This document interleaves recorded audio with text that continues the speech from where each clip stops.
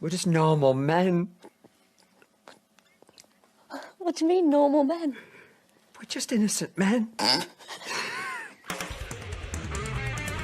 It's time for Side Scrollers with me, Stuttering Craig. I did. Oh, wow. Right on the tip. Just on the tip. And Blabs. Co-hosted by our friends from around the internet.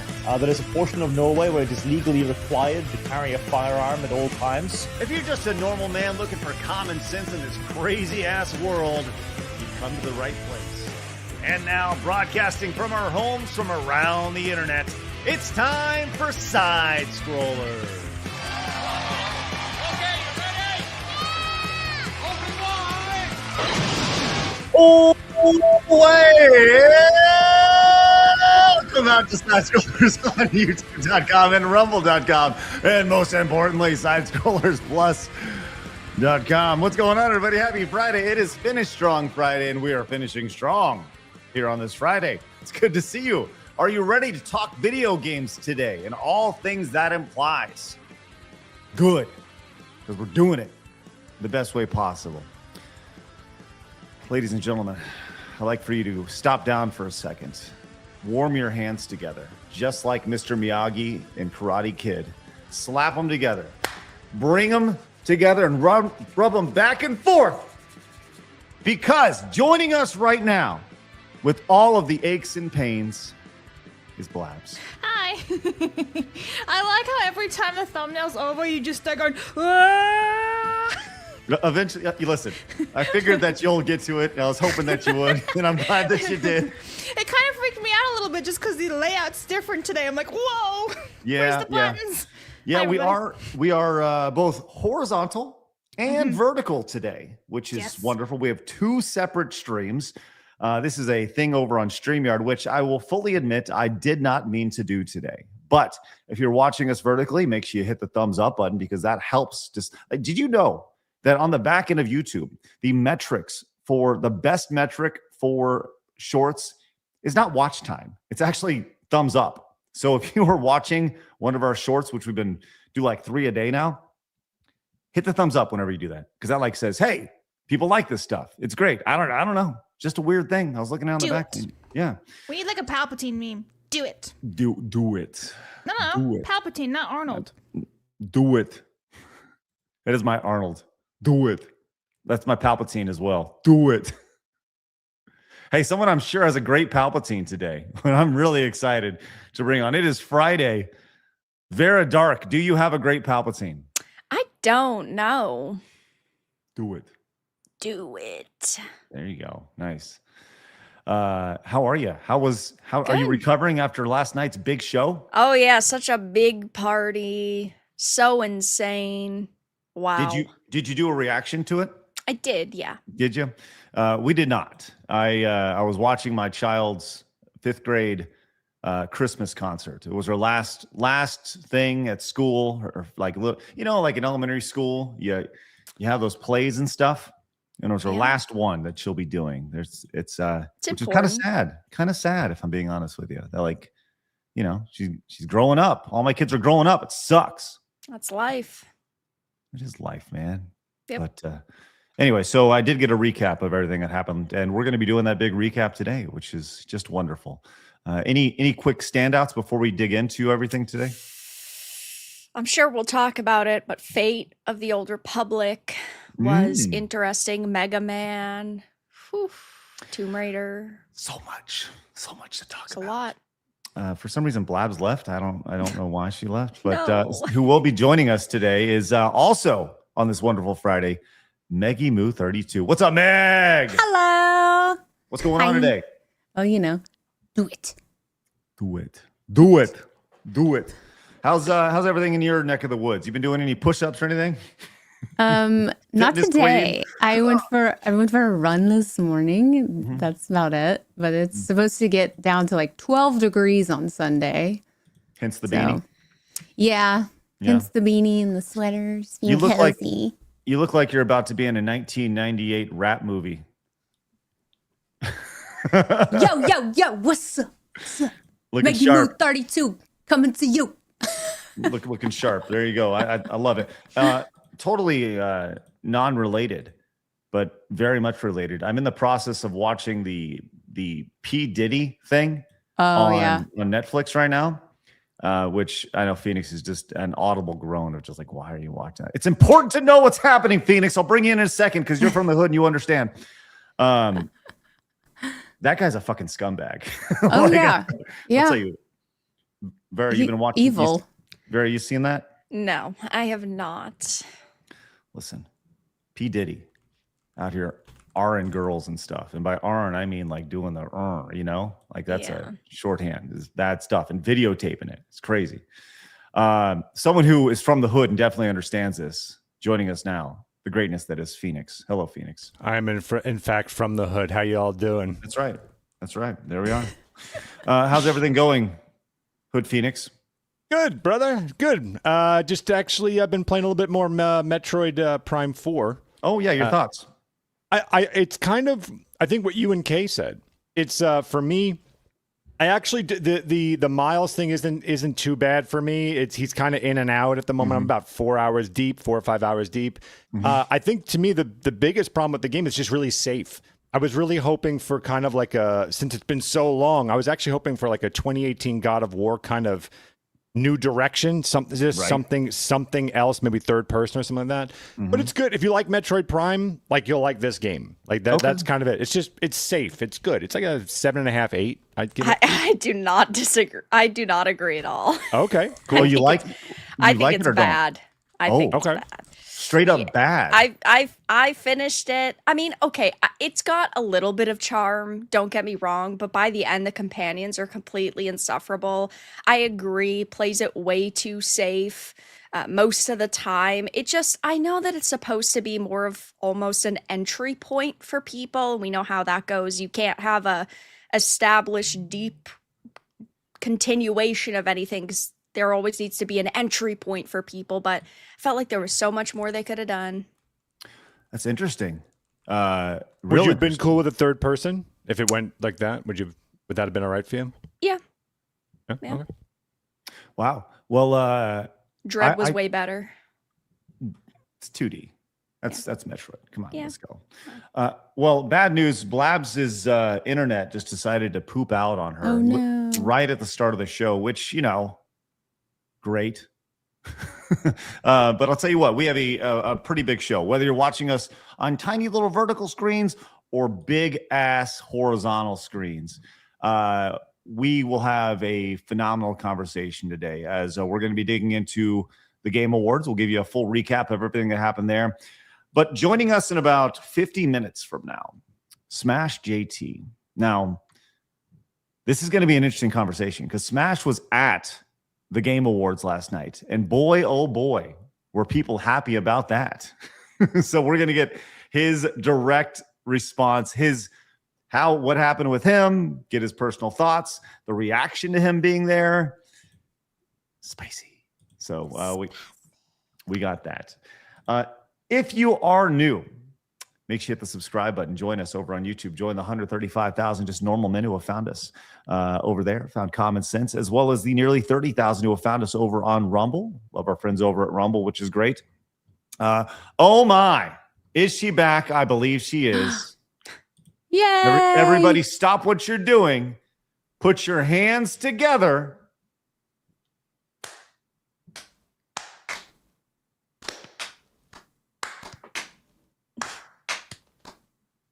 For Blabs. I think I'm back. I think. Yay! Can you even hear me? Doesn't sound very confident. But by the way, I think that slow clap was everything I hoped it would be. I was just perfect. gonna let you sit there. I was just gonna he can bring me in whenever he wants. That was excellent. I just want to commend all of y'all for that. That was excellent. Hopefully your internet doesn't die. Yeah, I've been having internet issues for almost 24 hours now, so if I randomly dip, you know why. Sounds good. There's somebody supposed to be coming in the next 24 hours, which is fantastic when you need immediate service. They're like, how about Saturday? It's like, what the fuck? Real quick, before we get into all the things we need to talk about, can we move past the idea of broad service times where it's like someone will be out there Yeah. like maybe this weekend. Like, so this morning we had little Max, our puppy dog. He got groomed, and we have a mobile groomer that comes over. You do and that? yeah, you do the mobile groomer. Mm-hmm. And they're like, listen, we'll be there between 7:15 a.m. and 4:15 in the afternoon. And January. Right. Yes. It's like They are give you serious? Ours gives us a 2-hour window, and I'm like, really? 2 hours? Not on board with that nonsense. Not on board. Like, in this age of technology and information, you would think that somebody has got to find a way to make things logistically work when it comes to grooming dogs' hair and fixing the internet. I don't think this is that crazy. Anyways, Blabs, thanks for toughing through your internet right there. It's been fun. It's been real fun. All right. It's either the cables are getting way too cold or there's some tree branch on something somewhere because it's fiber. In Guam? That's weird. Weird, Crazy. right? All right, so like I said, we're digging into the Game Awards today. SmashJT crashing out. We have some other topics. We'll see if we get to them, but it's going to be very Game Awards heavy today. If you are new, once again, hit the subscribe button. Join us over there. We have our own award show happening in February, the Real Game Awards. Catchy name. Let's go. Done that way on purpose. Right now, category nominations are open. I encourage you to go over there if you're a voting member. Would love for you to check that out. And we're going to put all this information in a pretty little package for you guys in February. It's going to be great. Coming up on Monday, we have our first edition of the Plus podcast. All of our Side Strollers Plus members getting together and doing a show for everybody. It's going to be great, starting at 6 o'clock in the afternoon or late evening or early evening on Monday. That'll be good, coming up on December 15th. And we also shot something last week while we were in Florida, which we literally cannot show on any other platform outside of Side Scrollers Plus. We would get banned on Rumble for dicks. We would get banned on YouTube for dicks. And they're not even real dicks. That's the worst thing about it. But if you'd like to watch Phoenix and Kay from Melee Games react to quite possibly the greatest RoboCop fan remake ever, you can do so for free over at Side Scrollers Plus. Just make a free account and you can watch it. And, maybe you'll get notified whenever we go live. I encourage you to do that. You'll see Phoenix's wonderful, happy face here right there on the side. So you can check it out. Phoenix, what do you think of that? So many dicks getting blown off. It was nothing but a good time. That's always what I like to consider a great day. Dicks being blown off in like close up in high detail, 4K resolution. Really a good way to start the day. It was really good, really fun. Just out of curiosity, Vara, Meg, have you ever seen that clip before? No. I would love to, though. Meg's like, yeah, let's go. Love to see some dicks blown off. Clip it. Timestamp, thank you. Thank you. Clip! All right, excellent. Well, you can do that for free over at Side Scrollers Plus. Just make a membership, which is great. You can All find right. the link in the comments or in the description below if you're on YouTube. Excellent. Thank you, Blabs. All right. We have a big day. Let's get into it. It's always nice to start our day with a little bit of disappointment, and I'm sure there's lots of it. You ready, Blabs? Are you? Always. Today in gaming history with Blabs. That's me! Okay, Blabs, this is going to be fun. What do we have today? December 12th, for everybody. fuck's sake. Wow, it even clipped you out. You went so high. Anyway, Sonic Blast was released in the greatest year ever, 1996. Clock Tower 3 was released in Japan in 2002. And maybe Phoenix's absolute favorite, I don't know, because he's a Sony pony. PlayStation Portable was released in Japan on this day in 2004. Ta-da! Ta-da! Thank you. I got some chorus background. Let's go.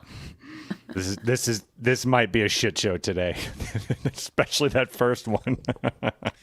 It's going to be a rough one. Yep, there it is. There's the image right there. There's Blabs on the right. There she is. All right. Let's take a look at this one more time. You chose a Sega Game Gear game. Of Sonic Blast. Like that's the best part. Yep. It's also of Sonic Blast. Yep. Because if you look at it, Sonic Blast was released on Game Gear. It says it.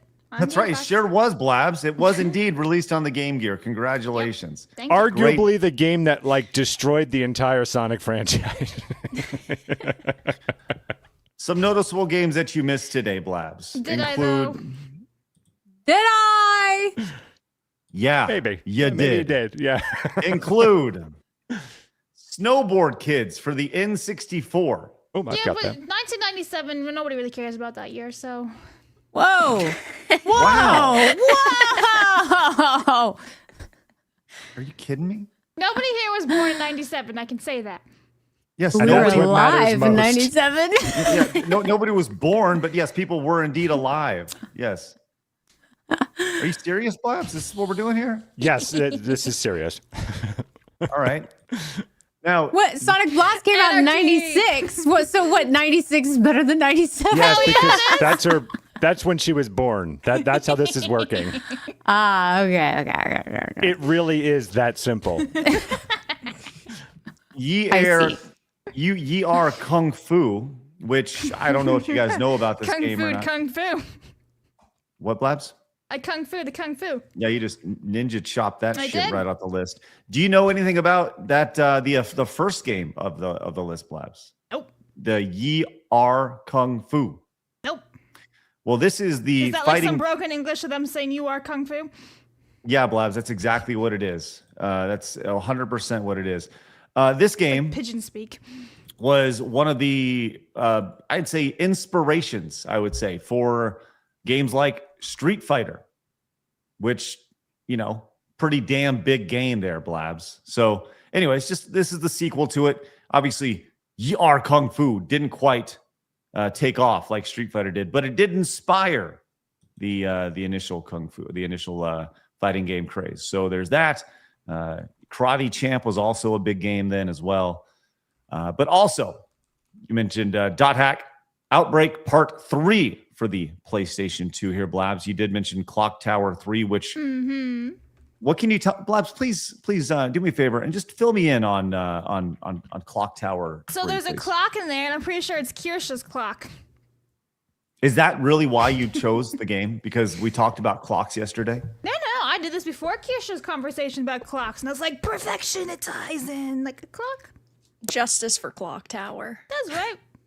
The original Clock Tower is an incredible game. Craig, have you ever played that? Yeah, it's a horror game. Yeah, a horror game that, arguably one of the first, not the first, but one of the first, kind of survival horror-y sort of. It's like a survival horror meets an adventure game. And, legitimately, with Japan only, legitimately pretty creepy, pretty disturbing. And I think just recently, Limited Run or somebody re-released it in the States, which has the translation stuff. But definitely try it out. It's a pretty incredible game. A little slow, but incredible game. It is. Yeah, it was a little slow. But yeah, I did play it on stream a couple years ago. I tried it out for the first time. And yeah, I got it. Totally understood it. Winning 11-6, final evolution for the PlayStation 2. Harvest Moon, More Friends of Mineral Town, released for the GBA. Mega Man Battle Network. I always go back to this. I just don't understand Mega Man Battle Network games. I never have, never will. Does anybody have anything nice to say about Battle Network games? There's a community that does love those. They love them to death. I know. Vara, you got anything on Battle Network? I really don't know. I'm glad other people love them though. You did mention the PlayStation Portable here, which I remember seeing somebody playing a PSP in college, and legitimately my mind was blown that graphics could be that good on a handheld in particular. They were playing like FIFA or something, and I was like, that looks real. I couldn't believe it.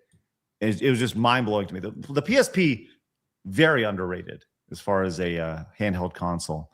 You got any memories of that there, Phoenix? I do. I love the PlayStation Portable. As Blabs had said, I am a Sony pony. Yes. Me too. I am kind of bi-curious if that is the re-release. Oh, is that Is that? Yep. I'm curious if that was the sorry, Freudian slip. Is that the original date of the portable, or was that the release of the smaller version? Because I'm seeing that small version there.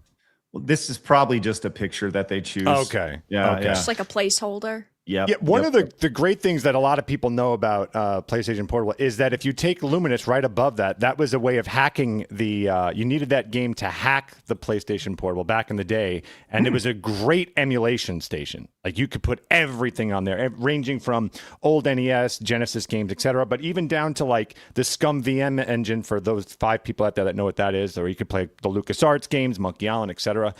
So it's actually kind of cool that both of those are right there. You want to feel old? Always. It's been 21 years since the PlayStation Portable was released. To put that in perspective, 21 years since the PlayStation Portable was released was 1980. What? 3? What? Yeah. Is that right? 20 years, 21 years from? Yeah, that's right. So, Just anyways, think the PlayStation Portable can drink alcohol in the United States. congratulations, PSP. I like the going to die PSP. now. I never got a lot of use out of the PSP though. But I mean, I like it. I'm dead. I know. I'm sorry. There she is. Well, hack everybody. it then. Hack it, and then you can make it an emulation station. That's You okay? true. Where you going, Meg? I'm dead. Look how big your beanie is on your head now. I know. Flops. Now, Blabs, look, as we looked at your list today, and you Yeah. included the greatness that is clearly Sonic Blast as the first game on your list, That's right. Best year ever. we will continue to scroll down and notice the biggest glaring hole on this Oh, list Ridge Racer. for the PSP. Oh, right. Everyone just close your eyes just for a second, please. Close your eyes. Okay, I'm going to scroll down, and I will show you the biggest game that you missed today. Mm-hmm. Please be a Link to the Past or some shit. Go ahead and open your eyes now. Wow. It's a tough one. Who? As PUBG was released for Xbox. Keep that in mind. But I'll just say this. The chat says meh. You say meh, but let me just say this. Historically critical. Correct. Yeah. Critical Yeah, for but a how number about of that Game different Gear? reasons. Shut up. There's a lot of different reasons here. Obviously, PUBG. Without PUBG, yeah, that's very much We wouldn't it. have Fortnite. Bingo. Without PUBG, there would be Yep. no Fortnite, Oh, and the no, video game Drat, industry no would not have Fortnite. changed. Hey! We'd still have Unreal Tournament.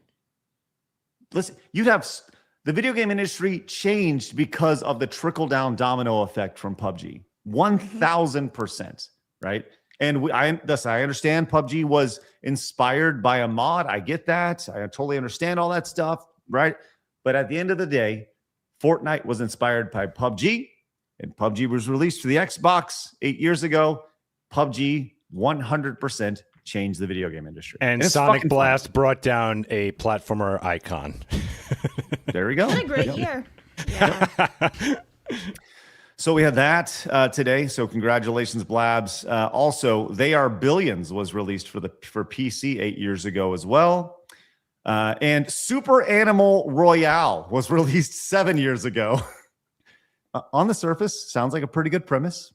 Yeah, I just love the idea of animals killing each other in a battle royale setting. Absolutely. Code Violet released today, and most notably, Terminator 2D No Fate. That comes out Released today, right? Obviously, yeah. Today. Sweet. Very much excited for that.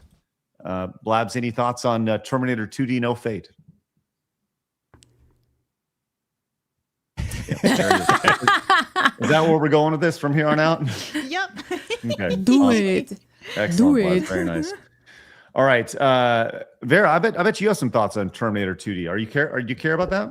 I do. I am going to be streaming it. I'm not sure when, probably in a couple of days, just because as far as I'm aware, it's only like 2 or 3 hours. So it wouldn't take up like a full like weekend stream day for me, but I'm looking forward to it. The devs gave me a code. Really? Very Look at you. based. Nice. Well, I'll tell you this. We're doing this thing on YouTube. I just went into the back end of YouTube, and who am I kidding? No one's going to buy it on Xbox. But I just tagged the video with the product and maybe that appears in the bottom. I don't know how that works, but YouTube's really pushing this idea of like tagging things. So if you guys do want to pick up Terminator 2D No Fate for Xbox One, which let's just be real, you're not, you can down below. So God, I just feel stupid for even doing that if I'm being totally honest with you. But anyways, there's today in video game history. Congratulations, Blabs. You're welcome. Sure. Glitch Hunter says PUBG inspiring Fortnite was a mistake. Well established. Yes. Some random guy says, if you want to feel old, the PS3 is turning 20 next year. Speaking of PS3, I got a 60 gig backwards compatible a month ago, cleaned it, replaced the thermal paste, and I'm having so much fun with it. Excellent. Well, that's good. Is that the 60 gig is like the rare one? That's the original, I believe.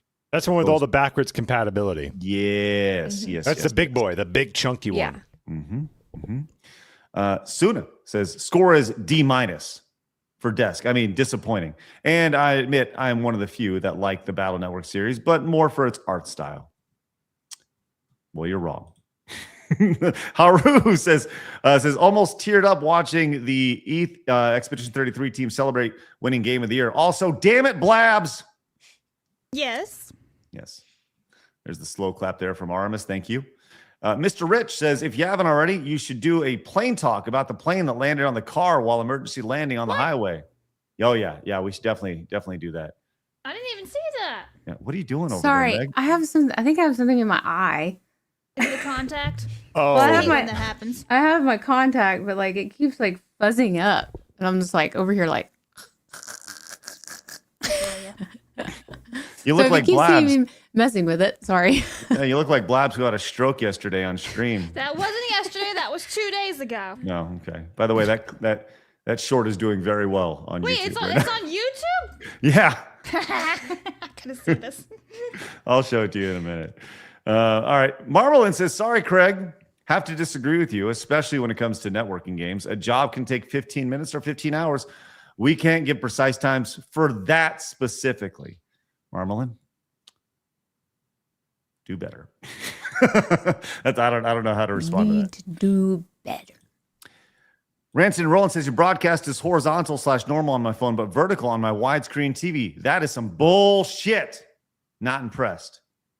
I think you got the wrong stream up then. Yeah, Yeah, because there's- there's two different instances. Yeah, you get the Yep. wrong one. Swap it. We had Armis who put together this nice little Yes. this was a very nice little meme I saw before the show. He said, just a small tribute, Craig. Bowser looks like the kind of good boy who'd always got the superstar. Look at that sweet. Oh, that's so cute. Bowser. That's rough. Bowser. Alabaster Scarf says, Craig has the chance to make the Real Game Awards go viral by doing what Jeff Keighley couldn't. Correctly. Oh, no. There we go. I don't think I can announce this either. Umamasumi? Every time we have a VTuber on, they get mad at me for mispronouncing this. And it's the horse game. So there we go. It's the horse game, the horse racing game. It's the leaf flick game because she loves that one. Yes. Gear says, Jeff Keighley literally hates Sonic, huh? Poor Blue Hedgehog deserves better than one award. The Game Awards 2025 has JT smashed. Thank you, Gear. Jewish as fuck says, sorry I didn't comment sooner, Craig. I was busy playing the new Pokemon. Much better than I thought it would be. Condolences for Bowser. It's okay for me to cry. I just want to do it in front of, I just don't want to do it. I just won't do it in front of people. I hear you, Jewish as fuck. He says, if I have to cry, I step away for 10 to 30 seconds before sucking it up and going about my day like it didn't happen. No sense of holding it in, but it's dangerous to advertise vulnerabilities. Listen, Jewish as fuck, you, friend. That's toxic masculinity. Fucking some testosterone that we need to eliminate that immediately. Get rid of all that testosterone right there. Victus Omega says, take my money. No, not ready yet. All right. I'll just support my favorite gaming podcast on the net. Thank you. Can I interrupt real quick? Yes. Just to, if you want to talk about some fucking estrogen real fast. I was on a first date many, many moons ago, and we were watching Big Fish, and it had to do with daddy issues, which your boy What's Phoenix Big may or may Fish? not have. It's a Tim Burton film. And It's a great movie. At the end of it, oh boy, not like a tear. Your boy Phoenix was swollen red and needed to hunch over for 10 minutes. The entire audience left, and I'm still there, weeping unconsolably. She left me, as she should have. Wow. It just hit you in the right spot. It hit hard. Oh my gosh. I can see that. It's a good No, movie. you shouldn't. You shouldn't. Let it happen. Just let it happen. Well, I did. I did. It's good, Phoenix. It's important that you let your Needed a good cry. Yeah, Right. about 20 to 30 minutes of it. Yeah. It's really, really tough. According to Jewish as fuck, we actually have some breaking news of the guy in the back. Gay! That is true, and I deserve that. Good. All right. Let's see. We also have Tenarian says, I used to be able to beat Clock Tower 3 in under an hour. Kind of want to see if I still can. PlayStation 1 games look fantastic on the PSP. It's my favorite way to play Alundra, a better Zelda-like than most Zelda games, in my opinion. All right, Tenarian, let's go. Go get it. And let's see. Tsuna says, I changed my mind. It's an F-, and I don't like PUBG. Thank you, Tsuna. Appreciate that. And Twertmind says, hey, Meg, I like your jeans. Vara, take a lap, girl. You kind of won last night. Congratulations. You won, Vara? I don't know how I won, but thank you for recognizing my win. That's good. That's good. Yes. All right. We have a lot to get into. Once again, Smash will be joining us in about 25 minutes from now. So let's get into all the stuff. Before you do, since StreamYard's kind of like broke on me when I got bounced, so I don't know if this was shared or not, but I'm just going to share. It was something along the lines of, here comes Maggie Moo. Oh. There you go. Yeah, that is terrifying. And There you it's exactly what we'd expect from Meg right there. Yep. There it is. There it is. Whoop, there it is. Please proceed. Thank you. All right. Well, friends, we got a lot to get into, so let's do it. It's time for my favorite segment, your favorite segment, everybody on the internet's favorite segment. It's time for hard news.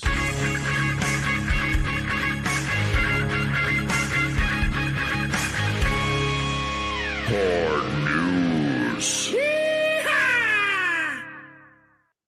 Okie dokie. So yesterday was, or I guess last night was the Game Awards, which admittedly I did not watch. I was too busy watching my daughter sing and do stuff for her Christmas show. But that's why we're here to do a full recap, to take a look at all the fun things that were announced. And there was quite a bit. I think most people don't really necessarily watch the Game Awards for the awards. They more so watch for the announcements. And we have a lot of announcements to talk about today.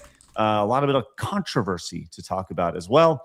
But let's go ahead and first start and talk about the actual winners of the show. And the biggest winner, I would say, Vara, would definitely be Expedition 33, as they 9 different awards, including Game of the Year. Most for a game in the history of the award show. That's right. And we had this from the New York Times, actually. New York Times came in with a big post. Blabs, do you have the archive link, please? I only have the main link here. Yeah, I put in the doc and everything right there. I do not see it. Maybe I'm just totally missing. I literally just put it down below like a moron. Hang on, I have it for you right there. Deep. All right, there we go. I got it. Excellent. All right. And New York Times actually wrote it. This is one of those things that I saw that the Game Awards was streaming on Prime last night. It was on YouTube. It is very much crossing over into the mainstream. I would say it is the Oscars of our industry. I think nobody can deny that. And if you do, yes, yeah. To be fair, I mean, last year's Game Awards got more live viewers than even the Super Bowl. So, yeah, it's a very big deal. And look, I just think that it's very hoity-toity and it's a giant circle jerk. That's just me. And I think most people agree with that, which is why we do ours. And it's an alternative. With that said, New York Times says a gaming tour de force. That is very, very French. And they talked about them just, 12 nominations, 9 wins at the Game Awards. And Expedition 33 was a dominant force in the gaming space. And I got to be honest, I think most people knew that was going to happen last night. If you had any sort of pulse on the industry and what people were playing and what people were saying about it. Vara, you loved it, right? I did. I loved Expedition 33. It was a phenomenal experience. I still wish that Silk Song won, maybe one more award. I feel kind of bad for the Silk Song team, but E33 getting the recognition it deserves is absolute cinema. Well, some people were not happy that Expedition 33 did so well last night. We saw this tweet pop off with 26,000 likes and over 1 million impressions over on X. Hot take: no game deserves to win 11 awards. No game. It's unfair for a game to win 11 awards. Just imagine if one movie won half of the Oscars. I don't care how good They have. But Return of the have. King. Yeah. Return of the King. Titanic. Yes. Yeah. It could be the best game that ever exists, but it shouldn't win 11 fucking awards. My point is that nothing should win 10 plus awards. Yes, movies have won 7 Oscars, but no movies won 10 plus in 20 years. I'm just arguing that there was if there was a sweep this big in any other award show that actually happened, it would probably have the same reaction as the Game Awards. I'm muted, by the way. Follow me, blah, blah, blah. Muting and locking, by the way. I don't know. Maybe they should just blame the trash creatives in Hollywood for not creating something that is that praised. Yeah. If you make something, whether it be film, whether it be TV, whatever it is, art in general, because gaming is art. If you make something so incredible visually, the storyline, whatever it may be, and people love it, it deserves accolades. And this game was deserving of those accolades, obviously. And so to say that a game or a movie or a show shouldn't win, you should put a cap on the amount of awards that something can receive, that's the dumbest thing I've ever heard. I actually think it's really one of the most retarded things I've ever witnessed in my life. Yes, if something it is if something is fantastic, right? If something is game of the year, let's say, then why would it not also excel at all the categories that make up game of the year, right? So like art, Exactly. direction, sound, of course, these are going to be there. It's not like it's the game of the year, but it had shit game mechanics, shit art style, shit music. That doesn't make any sense. If anything, a sweep actually makes the most sense, in my opinion. I don't disagree. Vera, your thoughts? I 100% agree. The 9 categories that Expedition 33 won include Game of the Year, you mentioned that, Best Narrative, Best Music, Best Performance, Best Role-Playing Game, Best Independent Game, Best Debut Indie Title, Best Game Direction, and Best Art Direction.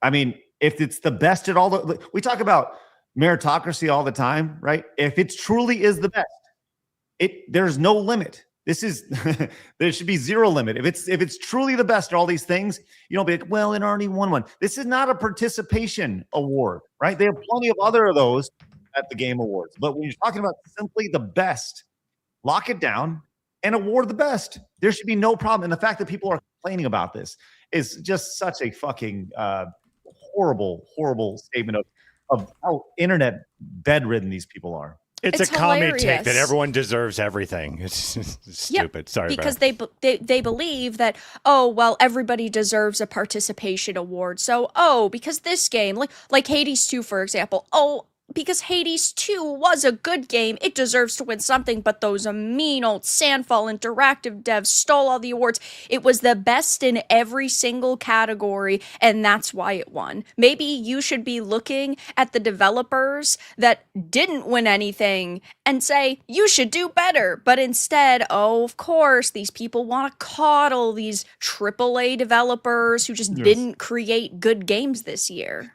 Would somebody please think of the AAA developers? Please, for the love of God. I mean, they got absolutely pummeled.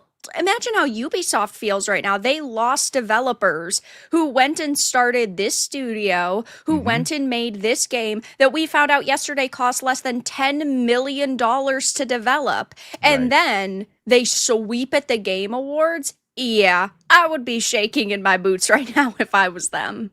I wonder if is there a gaming? This is voted by the fans, correct? No, this is voted by industry. It's 90% industry, 10% fan. Then that's the issue with it. Yes. Right? Only 10% is voted by the actual players. That's why the real Game Awards exist. It's 100% voted on by voting members. That means players, industry, whoever wants to be a voting member can do it, but your vote is worth the same as everybody else. Because I'm wondering if they get so much backlash for Expedition winning so many awards, if they're going to try and pull an Academy prerequisite to even be considered for a nomination. That's the dumbest fucking idea I've ever I know. heard in my life. I agree. I think it's really dumb that they have all these rules now to even be considered for nominations for the Academy. But you never know. Yeah, Even real the fast, too, shills. I just checked real quick the Oscars. Ben-Hur, Titanic, and Lord of the Rings, 11 Oscars. Yep. Yeah. But even the shills know what the backlash would have been if they went against Expedition 33. And we've heard over the past 2 years, 50% of the journalists in the industry have been fired or laid off. Hey, I mean, I guess it's turning out well given the pool of people voting at the Game Awards is shrunk. So that could also play into it. Jeff has an opportunity in a situation like this. All he needs to do is balance it out a little bit. Give the audience 50% of the vote. Like it would ruin the idea of our award show. I mean, straight up, there you go. It's very simple. Just give the audience a little bit of credit for playing the games. Don't make it so hoity-toity, because ultimately what's going to, you know what?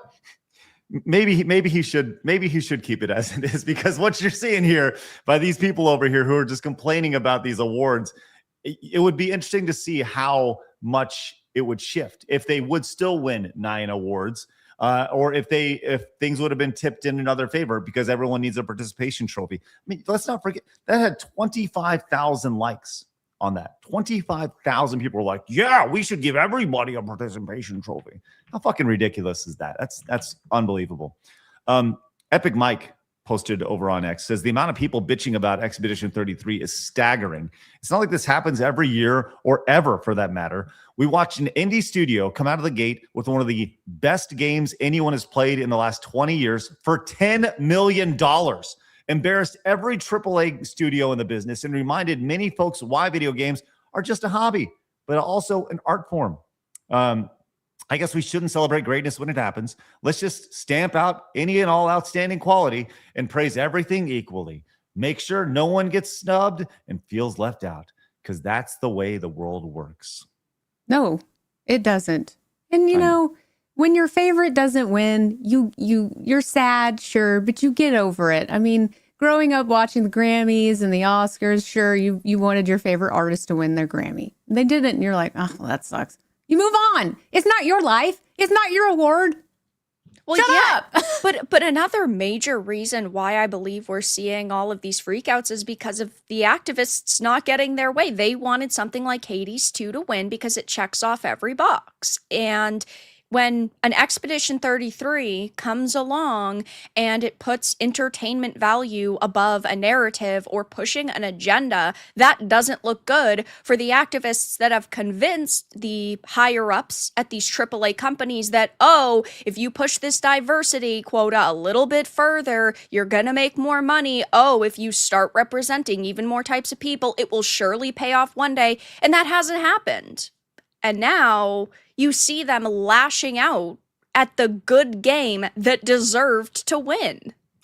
If anything, Expedition 33 should, not just from an awards perspective, but from an industry perspective, it should set the standard on how to make games from here on out. I've talked about this. If somebody gave me $100 million to make video games, they're like, listen, Craig, you got your own studio, make your games. I would make $25 million games. That's what I would do. You know what? I'd probably do 10 $5 million games and then a bunch of like $2 million games. I would just go crazy. Let people have as much creative freedom as they want. Make the game you see. Here's a box of money. Here's your start day. Here's your end day. We'll check in on there. But small teams creating big projects. I love. That's how some of the best games literally ever created were made. Mortal Kombat, made by four people. 4, right? This is a team that made less than $10 million. This should be the blueprint for the entire industry. We should not have $100 million budgets for games ever. Also, I don't know if you guys had picked up on it, but when Hollow Knight Silk Song had won its award, Jeff goes, "Oh, look, haha, you guys got something." It's such a snarky, rude comment. And there was no one from Team Cherry there. So it's like he was pissed that they didn't take his award show seriously. And then he like made this backhanded comment right after they won, like, "Oh, at least you won something." Like, what the hell? It just shows the mentality. I mean, Jeff has never really been for the gamers or for the people. He's just another corpo shill. But man, comments like that really make it hard to want to even watch those events going forward. It's just a jackass move. Yeah.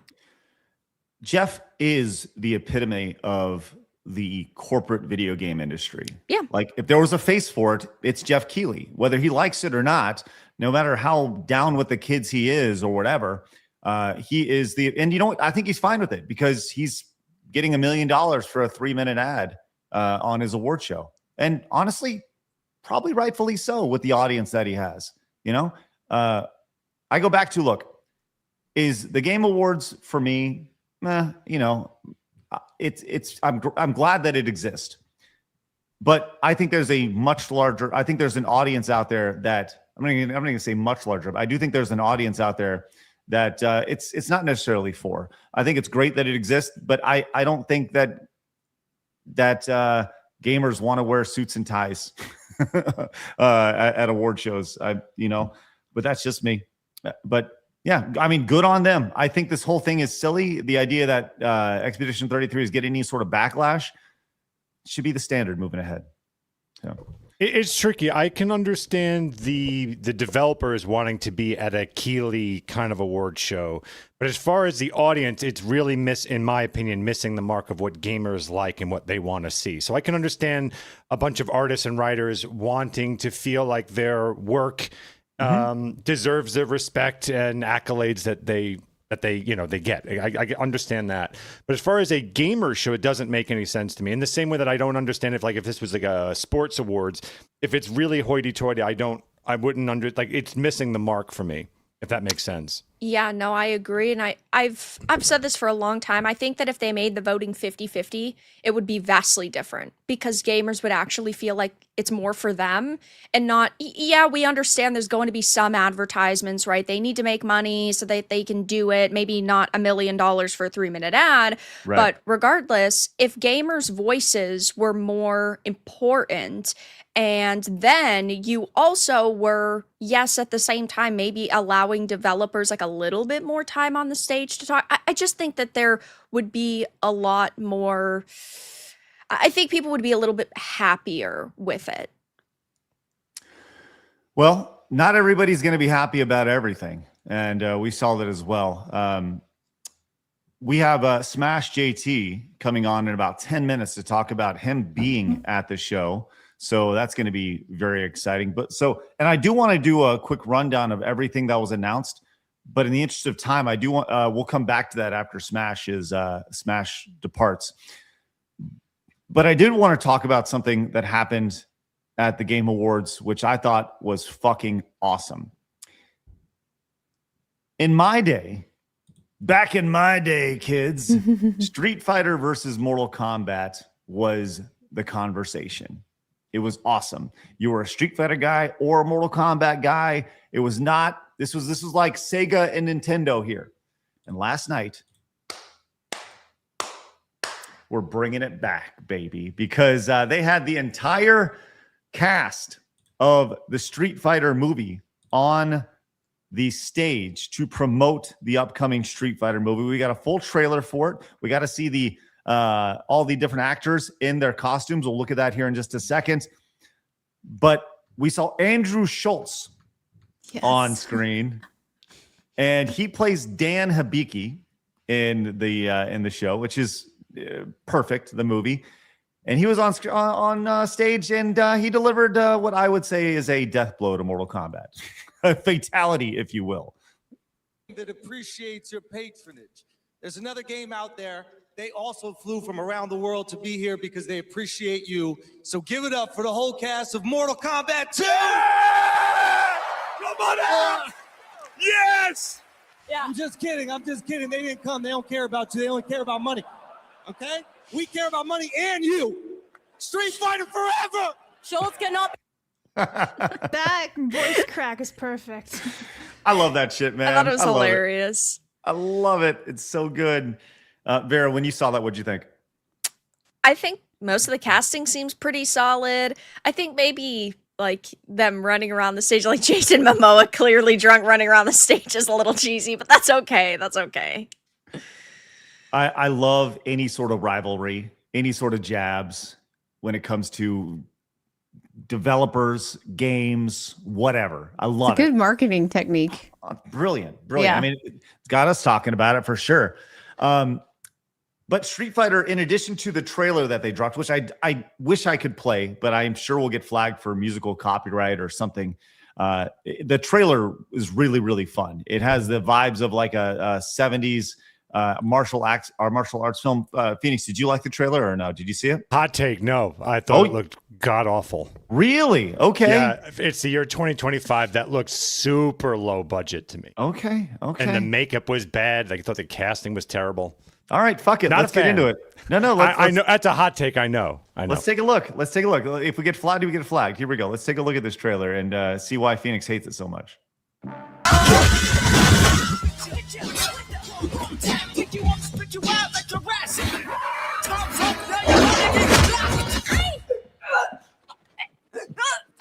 If you don't punch, I'm gonna have to hit you with the tactics. I never lose if it's fight. You don't shut your mouth, I'ma shut it for you. Fight. You win.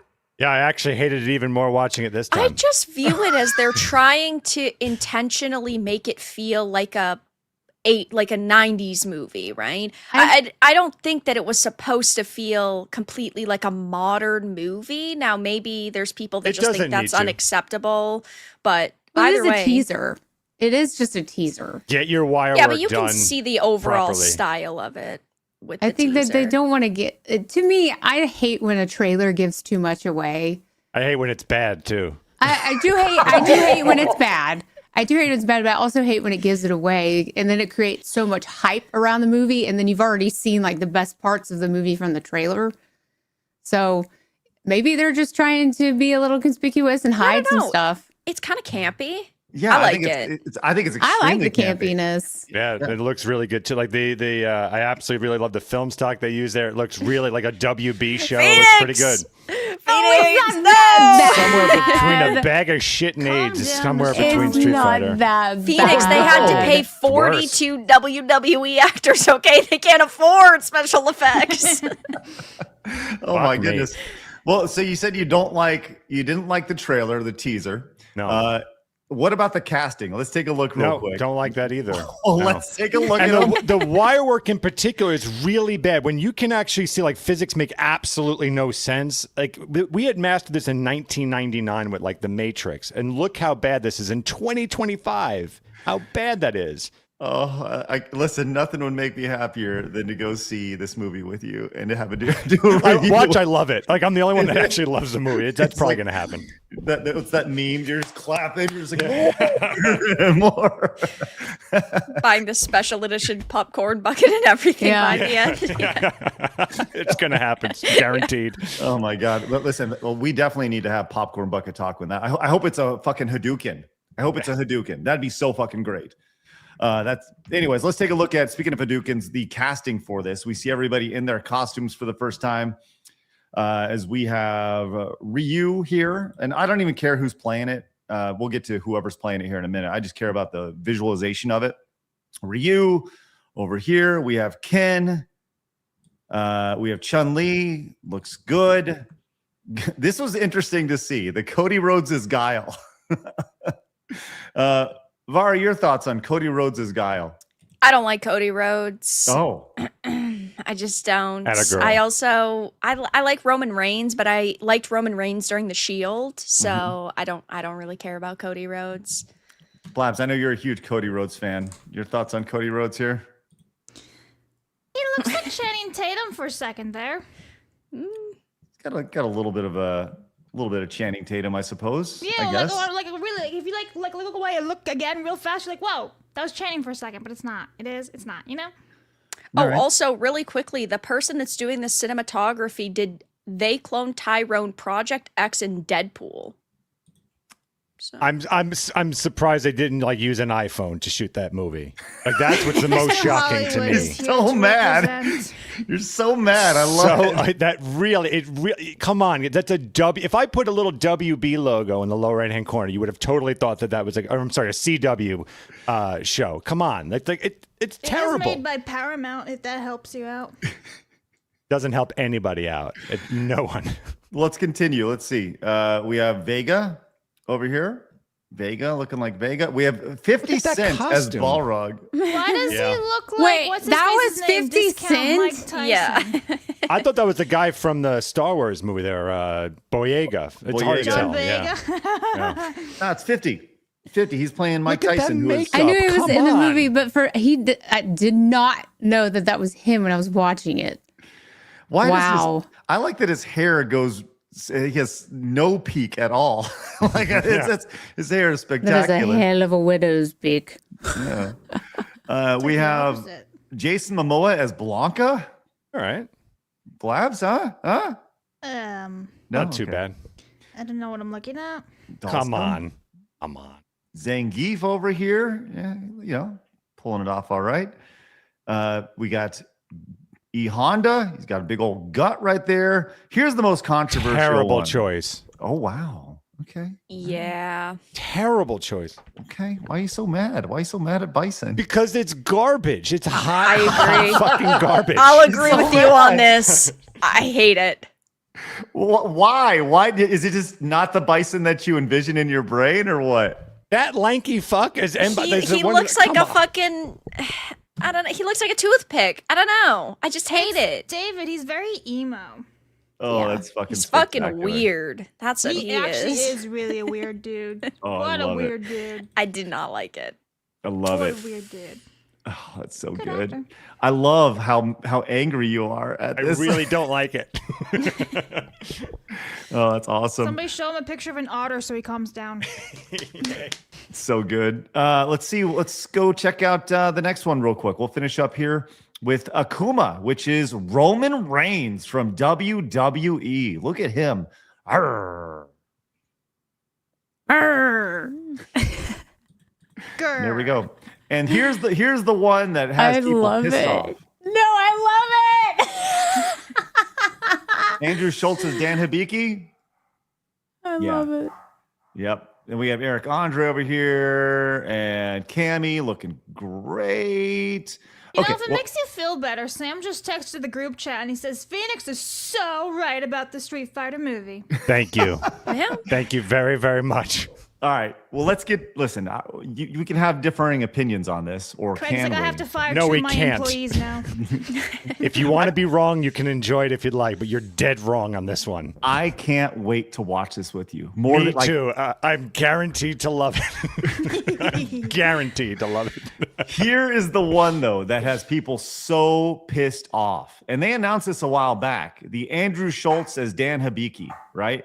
Dan, all pink. He was originally meant to be a spoof on the SNK fighters. He was meant to be a Ryu clone in all pink and just suck as a character.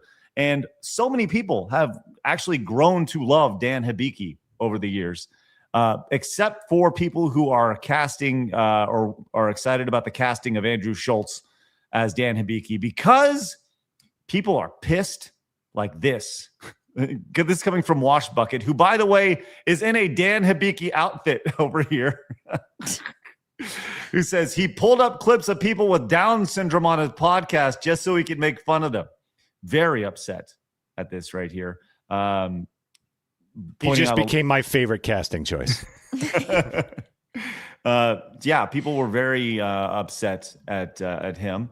And let's see real quick. There's some other on the let's see if I can pull this up real fast. This exact one, if you look at the responses to here, you see people are just really upset with this. Why did you make my main a racist podcaster? Oh my god. That's where we're at.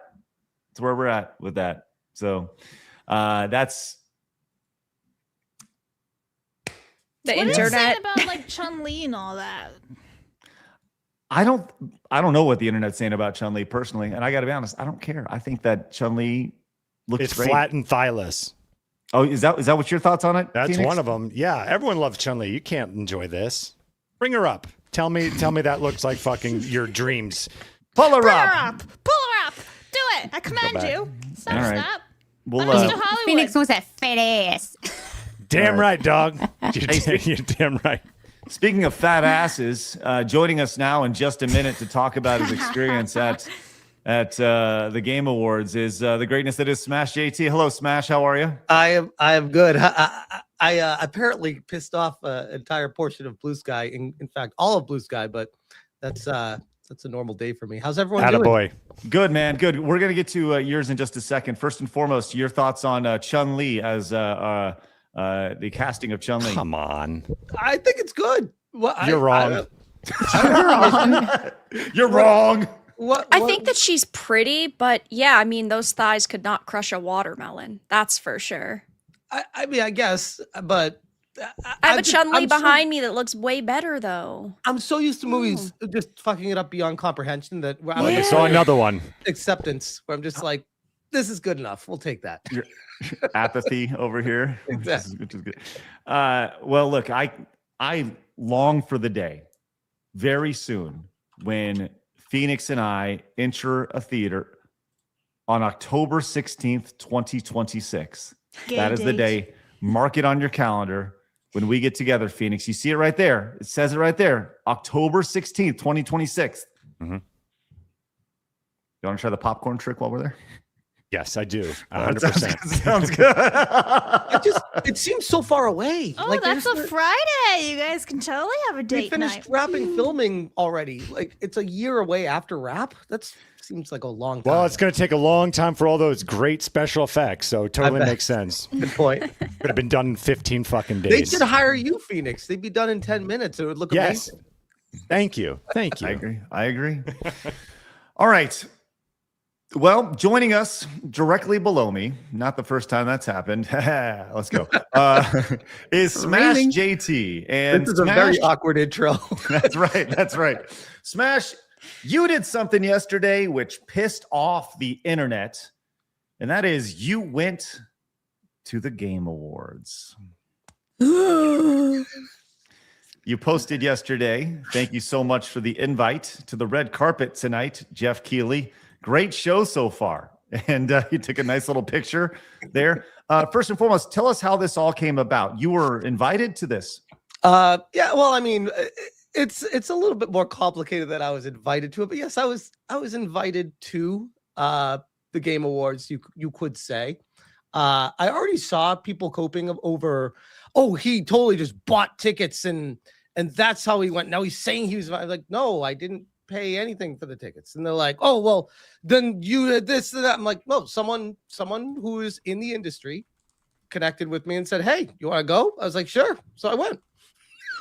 It's really not too more complicated than that. But I do find it curious, the gatekeeping, now that we have opened the doors to let these creatures into our world, they have now shut the door firmly behind them. And when you dare try to just enjoy your hobby, they are the ones hardcore gatekeeping you out of it. I find that fascinating. Well, some would say they would like to gape you, but I don't even. Weird. Okay, so you posted this, and the signal flare, the very blue signal flare, went up, and Blue Sky was like, "What?" And they were not happy with this at all. But to be honest, though, not to Yes. feign ignorance with all this, I didn't.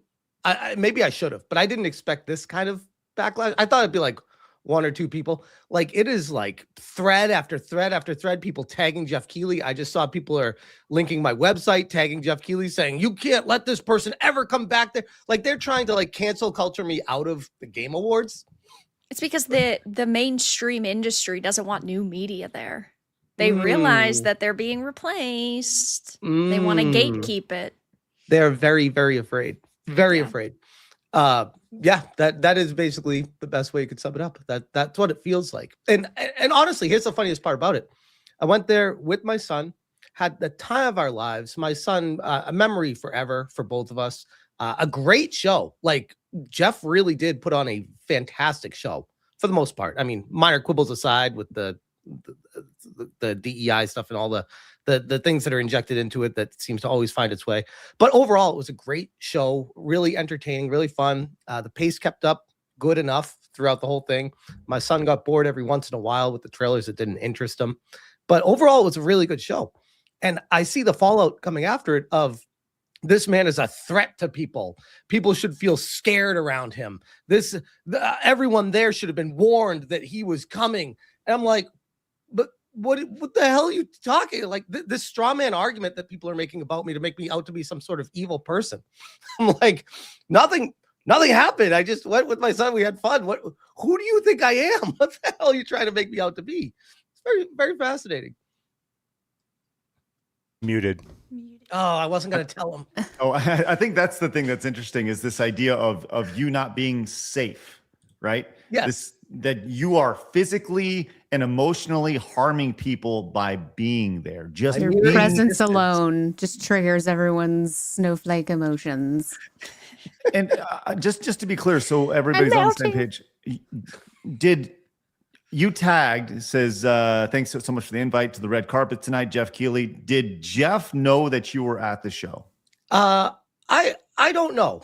I don't know if Jeff knew I was at the show or not. Okay. Just to be clear, it was more just tagging just for fun, right? Well, I was more tagging him to say thank you for the welcoming me to the show is what I was inferring by that. Like a welcoming. What do they always say? Inclusion, diversity. Isn't that what they want? So I was like, hey, thank you for welcoming the invite to bring anyone here. This is great. Great show. Yeah. And I don't think anybody can argue that the show is not incredibly well produced. I mean, it is a professional show. But you can tell, by the way, a lot of money was spent. A lot of money was spent. So people who were complaining about how much these developers were spending on trailers and commercials and whatever. I'm like, man, this guy, it looks like he spent a lot of that money to create the show itself. Sure. The show in itself was a spectacle.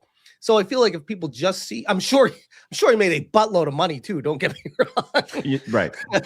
but the show in itself was a draw.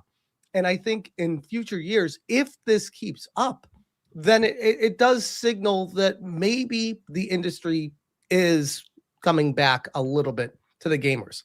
And I know, Craig, you and I have spoken about this specifically, which is why the Real Game Awards even exist in the first place. Right. Is because we feel like it was being lost. I almost, especially combining that with how Jeff Keighley tried to trademark the Game Awards. Yes. I feel like that was a direct response and a shot at you because he saw you as a threat. And that didn't work out for him. So now it's kind of he understands if he doesn't get his shit together, he is going to lose to you. And I know that sounds silly right now because of the stark contrast in sizes and scope, but everything has to start somewhere. And he needs to be very concerned about that. Well, I think a major problem that, was even highlighted this year and that has been highlighted in many years is that they're not prioritizing indies. Indies are being completely priced out. I mean, look at what happened with the Expedition 33 team. They had to try to snipe the tickets so that more of their team members could go. And that is a major problem with the Game Awards right now. It can have a high production value, but ultimately that does hurt the smaller guys in the industry. And unless Jeff Keighley and kind of the team behind it figure out a way to make that an easier experience for indies, I still think that's going to be a big problem, especially with how indies and double A's are now dominating. And I mean, look at the nominations this year. Triple A's were left in the dust. And to that point, I think there's a huge thing to be said for that. Like you just hit the nail on the head. He's carving out areas to inject DEI, girls make games, other random people coming on to talk about like random DEI stuff. I'm like, why would you not carve out sections for indie developers? Why would you not carve out indie highlights for even if you want to signal boost? Maybe he's afraid of this, but smaller awards won from these indie studios throughout the year and Yeah. bringing them together and celebrating those on stage to be like, hey, we didn't look into these games, but they won over here, and we want to at least point at them. I think that's a huge, huge fact. And they even acknowledged it when it started. This is the most indies ever nominated for Game of the Year, 3 out of 6. But that still leaves a massive gaping hole for the rest of the indie industry. Right. It's like the drop off from the AA to the single A is massive. So yeah, definitely strong agree with you on that. Let me kind of add my personal thoughts on what you said, Smash, real quick about trying to win, right? More than anything, with the Real Game Awards compared to Jeff's show, we just have to exist, right? And just providing an alternative is the most important thing. People go, well, nobody wants to watch your shitty award show, but some people do, right? We will not have 1 million live people watching on the live stream. We won't, right?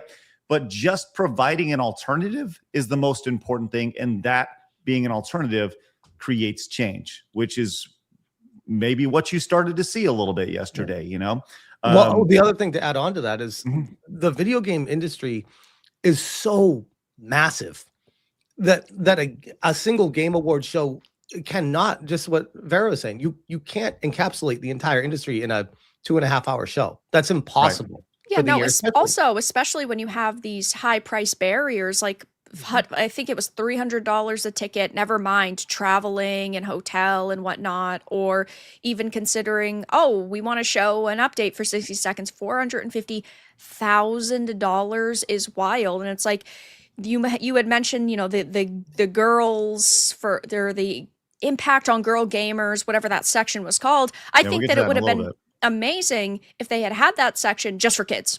Why not just highlight games made by kids? Why does it have to be about a gender? Yep. Well, that was my major frustration with it too. And it's one of those you can't talk about it things like this. It's frowned upon to point at, so you have a problem with girls? It's like, no. But what about young boys that don't have the opportunity to get just into have it? a section about kids. If you're raising money, or all the money that's raised for these games goes back to their classroom, that'd be great. Yep. I have so many thoughts. We don't have time to fit them on here on that. Well, Smash, I did want to talk about the reaction to you going to the Game Awards last night. And it was pretty immediate after you posted your pick that you were going to it. First one came out from IGN's Rebecca Valentine. And she was the first to kind of crash out over it and be really upset. And she says, this guy participated in making my life hell for months. And I had it easy compared to a lot of others this year. Glad to see he's able to just stroll on into these rooms with people he's tried to destroy. Cool. Real quick, Smash, do you or have you ever, quote, tried to destroy anything or anybody? Not anybody, no. I don't like certain practices in the industry. People are welcome to their own opinions. I've always said that. People are welcome to say what they want to say. And I should be welcome to push back and say, I don't like what you're doing, what you're saying, and I disagree how you handled this situation. For some reason, what I'm saying is resonating and what they're saying is not. So they're getting really upset at me because it's not fair. They're the brass, they're the power, they're the control. So why is some dude living in a shack talking to a computer have more people listening to him and care about him than what this major IGN company with all this millions of dollars of backing have people caring about them? And it all comes down to credibility. And they feel like because I'm resonating, I'm knocking their own credibility, to which I say, maybe you need to look in the mirror and reflect on what your actual credibility is if I'm resonating.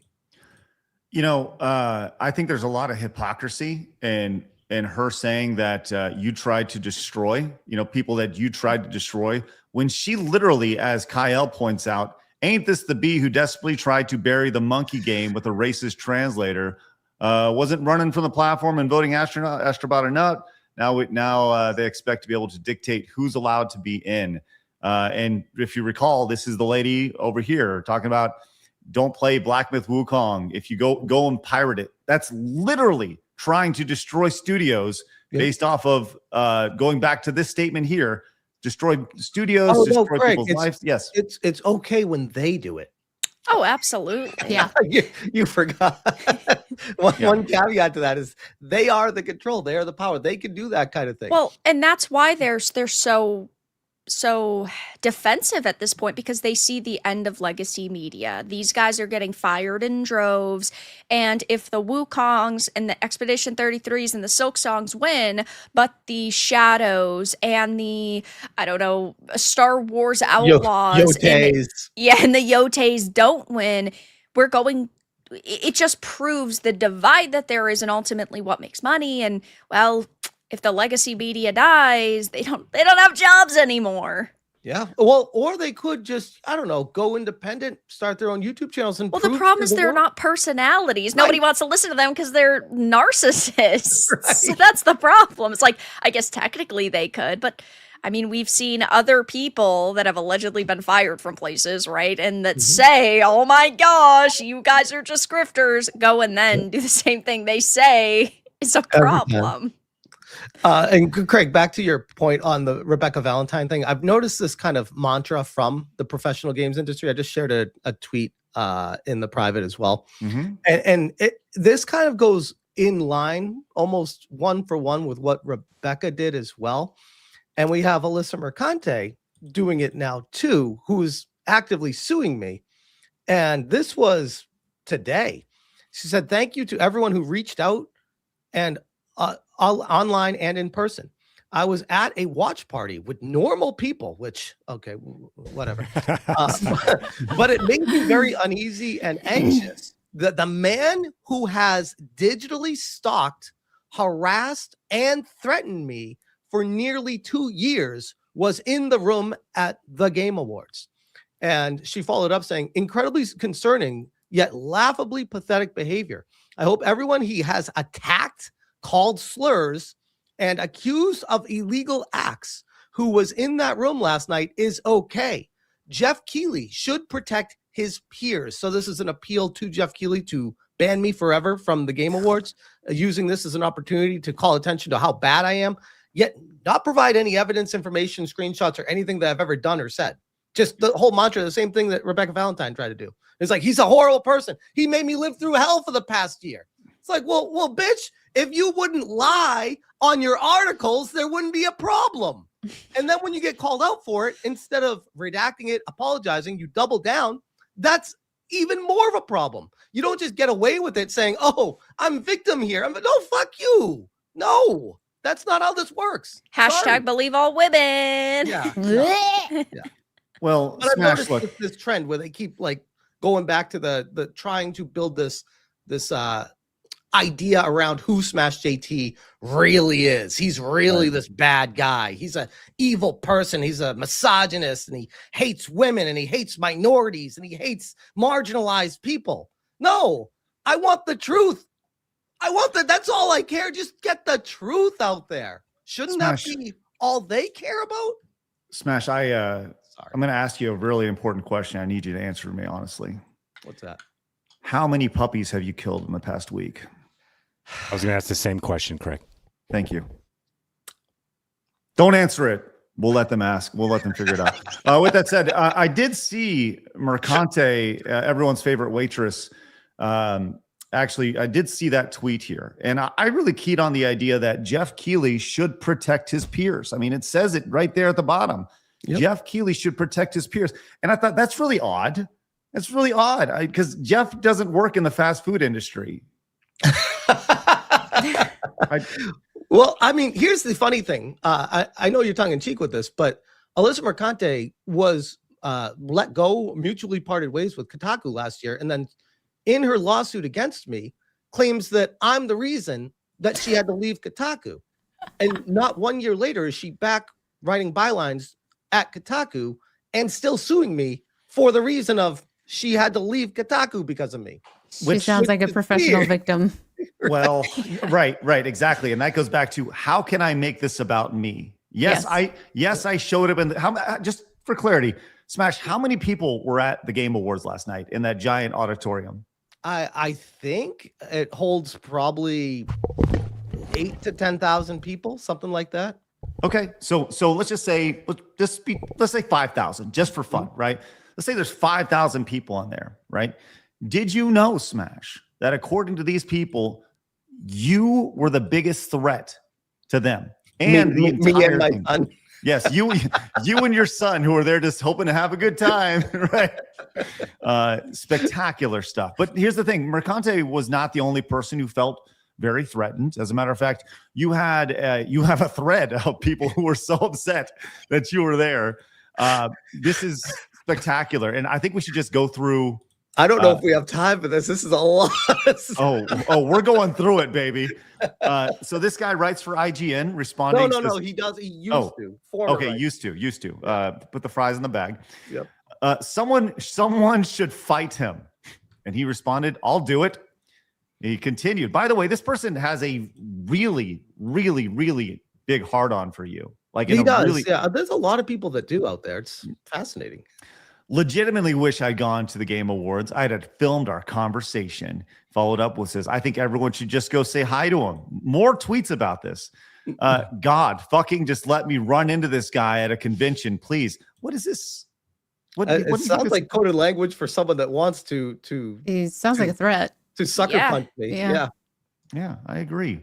It's but really they're not cool. the violent ones, guys. No, they're not the ones no. who would ever say anything like this. You're the one that they attack is the person that's really doing all the violence when they're not really doing anything, but then they have to be like, well, I'll freaking punch her in the teeth, or I'll punch him in the face. Like, they would never want to fight anyone physically. No, because they can't.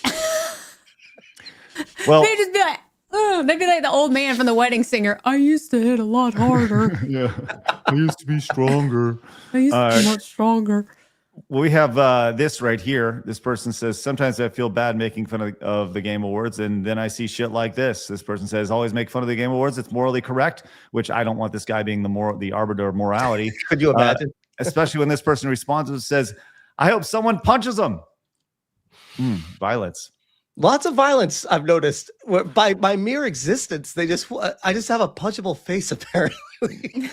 Yep. And Jeff Keighley has some serious explaining to do when it comes to this over here. Which, by the way, if you're Jeff Keighley and you're reading through this and they're tagging you saying you shouldn't let this guy in, and he's reading the other tweets of, I just want to beat the shit out of this guy. I want to punch him. I want to sucker punch him. I want to bump into him. If you're Jeff Keighley, you'd be like, I'm going to keep inviting that Smash guy. I want to make sure these guys don't show up here.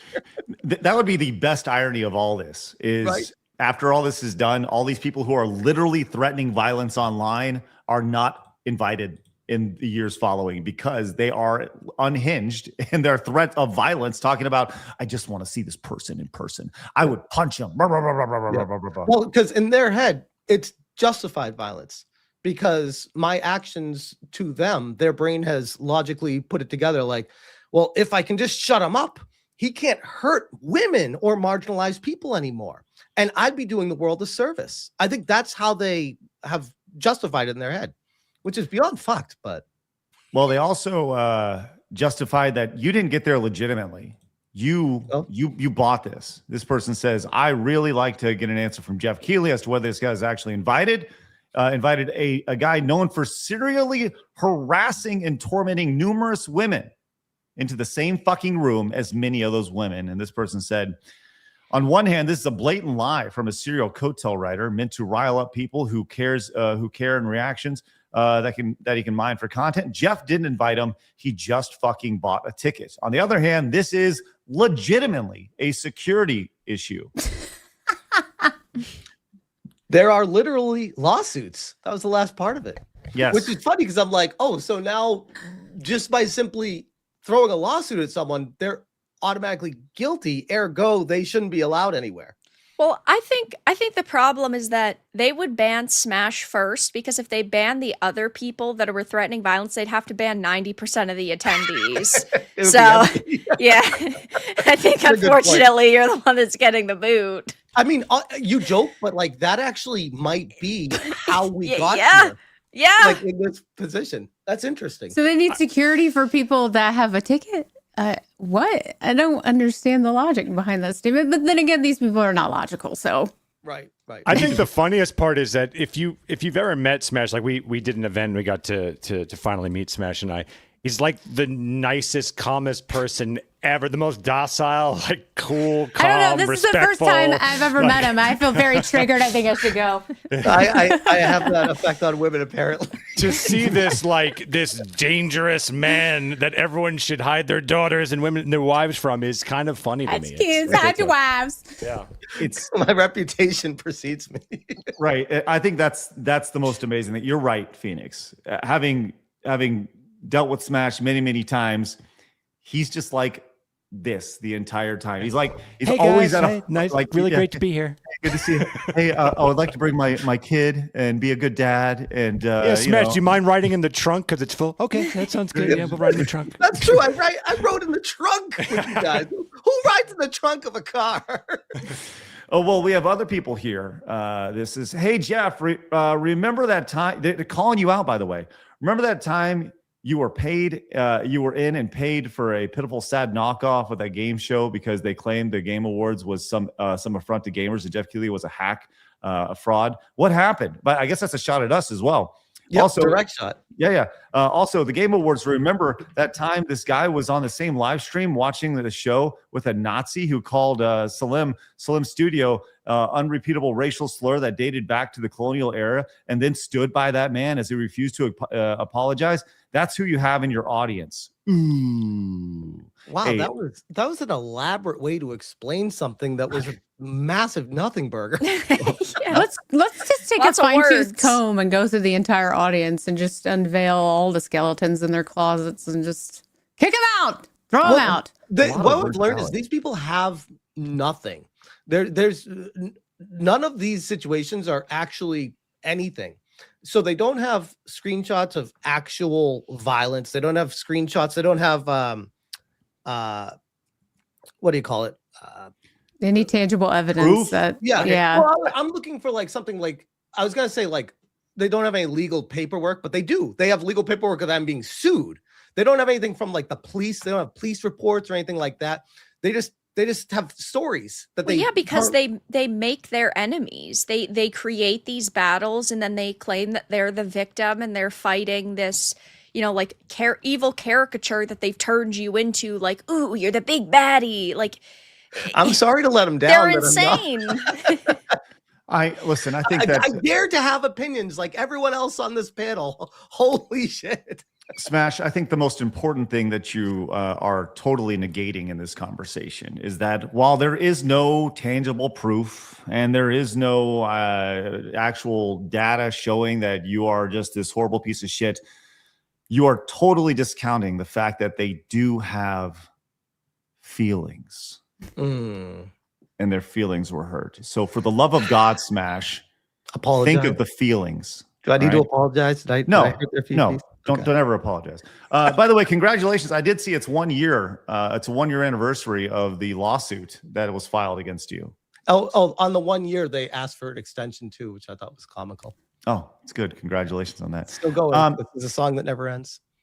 It is. It's a song that cost a lot of money and it just keeps on going. Yeah, I just sent another check to Ron actually, so it's still going. It's still costing money. Yep. Oh, great. We saw this. It says, I guarantee this pussy wouldn't say shit to Eric Ishii in person. It says, shouldn't he be banned from the event? Absolutely. I thought this was fascinating because this is one of those. No matter what you do, you're wrong. Yeah. You don't say something. Oh, you pussy! You don't say something. You do say something. See, he's the guy we told you he was. Yep. It's like what? So by merely existing, no matter what I do, it's a problem. Gotcha. Okay, cool. That's right. 100%. You are damned if you do, and you're damned if you don't there, Smash. Also, Nick Calandra had something to say about this. Fucking gross that they let him in there after all the videos he's made of the people in that very room. They should be allowed. By the way, take this guy more seriously. violence. Yeah. They should be allowed to throw rocks. Wow.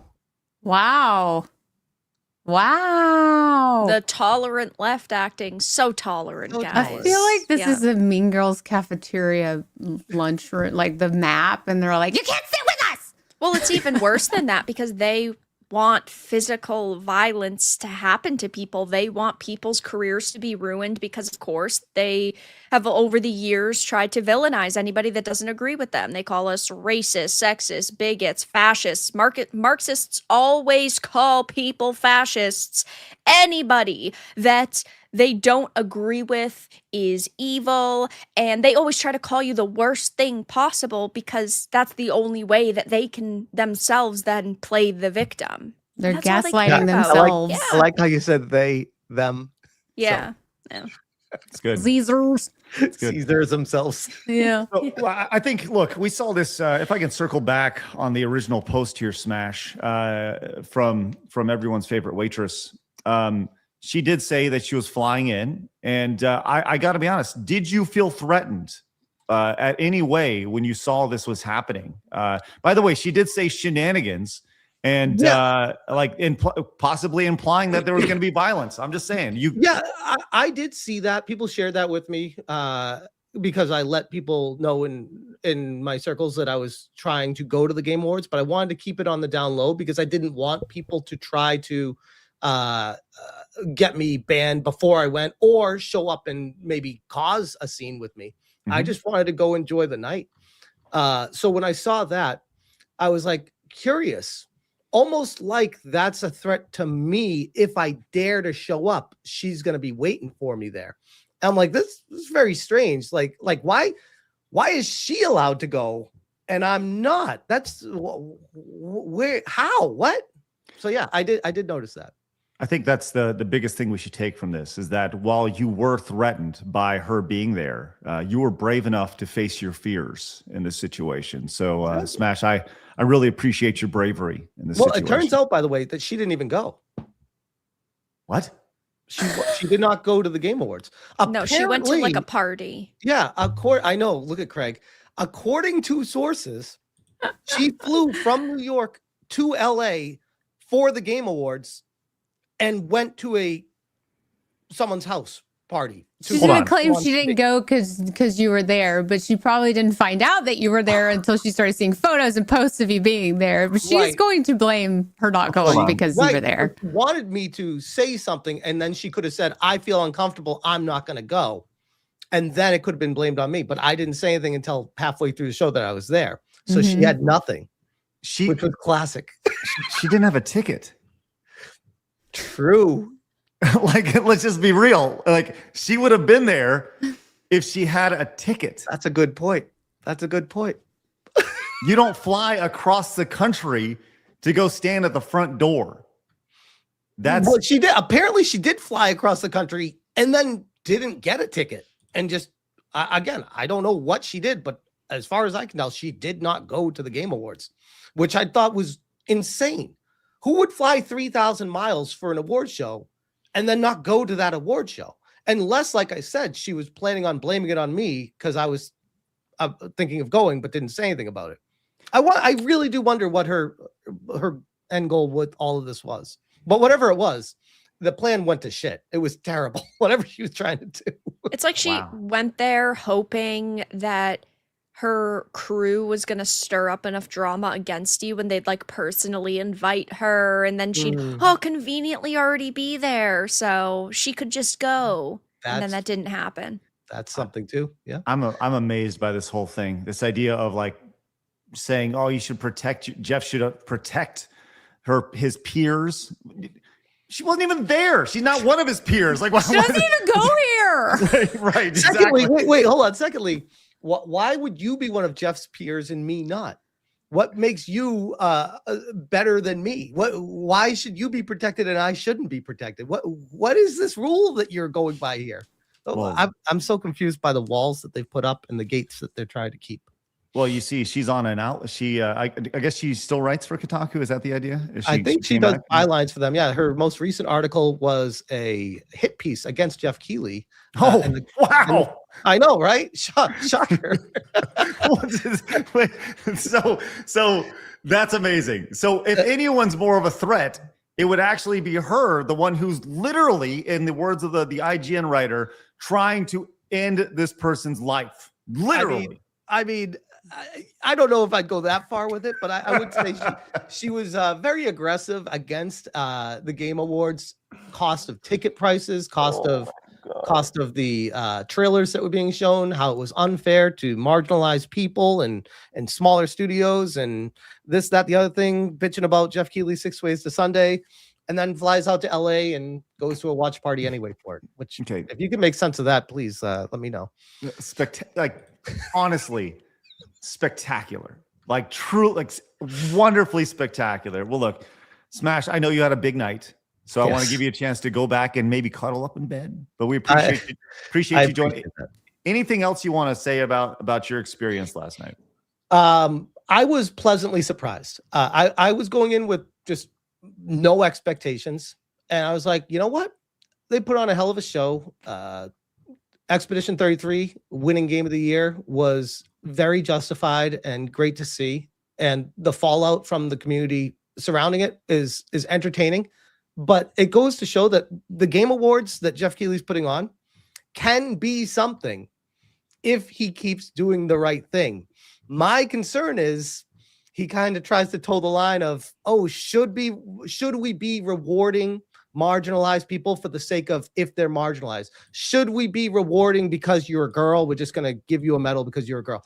If he's going to start doing that shit again, it's going to fall apart. I got a hint of that this year, but nothing like previous years. So it remains to be seen what happens in the future. But as far as my experience with it, it was good. I'm not gonna lie. It was a very fun night. I had a great time with it. Awesome. Well, thank you for walking into the Lion's Den, Smash, and coming out alive, unscathed. Congratulations. I will say, one more thing. Yes. I didn't bump into anybody that I know or that knew me. Nobody interacted with me. But the people I did interact with while I was there, while I was standing in line, waiting for the doors to open and stuff like that, everyone was super nice. Everyone was super chill. There were a lot of nose rings. There were a lot of Smurf hairs of multiple colors. I didn't interact with any of those, but they were fucking everywhere. And that was my one takeaway. I was like, God damn, there's a lot of nose rings here. That is your takeaway from this, for sure. Yeah. Unbelievable. Well, thank you very much for going in the Lion's Den, buddy, and checking it out. And what the irony the fact that is the Lion's Den is silly. It should be a welcoming place for literally everybody, right? Because we want to be welcoming for everybody and welcome all these people in, right? I think that's the idea, right? I think what happened, the fallout from that showcase, that the people who are actually welcoming are ironically us. Preach. Who would have thunk it? Who'd have thunk? All right, Smash. Hey, thanks, buddy. Appreciate you. Everyone go check out Smash's channel. Link is down in the description. We'll make sure you guys go check it out. I'm sure you'll be talking more about that on your show, huh? Oh, yeah, definitely. Got a full night tonight. But in the meantime, guys, always a pleasure being here. Great to see all you guys again. And until next time, have a good one. Stay Smash. All right, buddy. Peace. Thanks, Jeff. See you, Smash. Bye. All right, there it is. SmashJT. Vara, what'd you think of that? Which part? All of it? The whole thing, just the whole experience. Yeah. I'm glad that he went. I'm glad he didn't have any major problems. Of course, now he has to deal with like the onslaught of retards reeing on social media, but that's how it goes. What do you think? What if next year, Vara, everybody went? Everybody, it wasn't just Smash. I'll go, you go. We get everybody together. Everybody that they about. And we don't just sit together. We sit we're like sprinkled through like landmines in there, right? So there's these giant holes around us. Nobody wants to sit next to us. It's a good idea, but my loyalty first and foremost, of course, is to my audience, and we watch it together. I stream it, so that's very sweet of you. Probably not go. Oh, okay. All right. Well, I don't want to pay $500 for a ticket to a trash show. Oh man, we could crowdfund that shit. That'd be great. That'd be great. Or we could crowdfund that money to do something else and make our own show. Yeah. That's fine. I don't know. Sounds kind of crazy. We could do that, but it's way more fun to troll people. I love that. All right, we got this. We have Smarmalin says, we all know why they're saying JT is a threat. It's the same reason they call everyone racist and Nazis. It's to make JT an acceptable target, and they hope something happens so they can celebrate. Yep, absolutely. We've seen it happen too many times. Nobody has spoken says, I decided to wipe my ass with the 12 pages of the lawsuit. You added me in, I guess, Alyssa. Also, YouTube, thank you for unblocking me. Thank you. Nobody has spoken. Appreciate that support, and congratulations on the toilet paper. Mercenary says, personally, the only good thing was Ralph the dog. I wish Stantler and Waldorf were there, though. They would have been better like last year. Also, Smash, did you see Kojima? Oh, sorry, Mercenary. About that. We had Freedom Fries came in with the $50 frolic. Look at that. Ooh. Let's go. Thank you so much, Freedom Fries. He says a frolic for the Game Awards right there. There's a little bit of frolicking right there. Nice little, just running on through. There's Rev and Straw running through.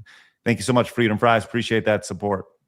All right, we'll get to the rest of your super chats and direct donations and Rumble rants here in just a little bit because a lot of them have to do with what we're going to talk about next, which is the actual announcements that happened here throughout the duration of the show. And IGN has a nice little big recap here. Let's just kind of scroll down and see some of the things that they highlighted as we go.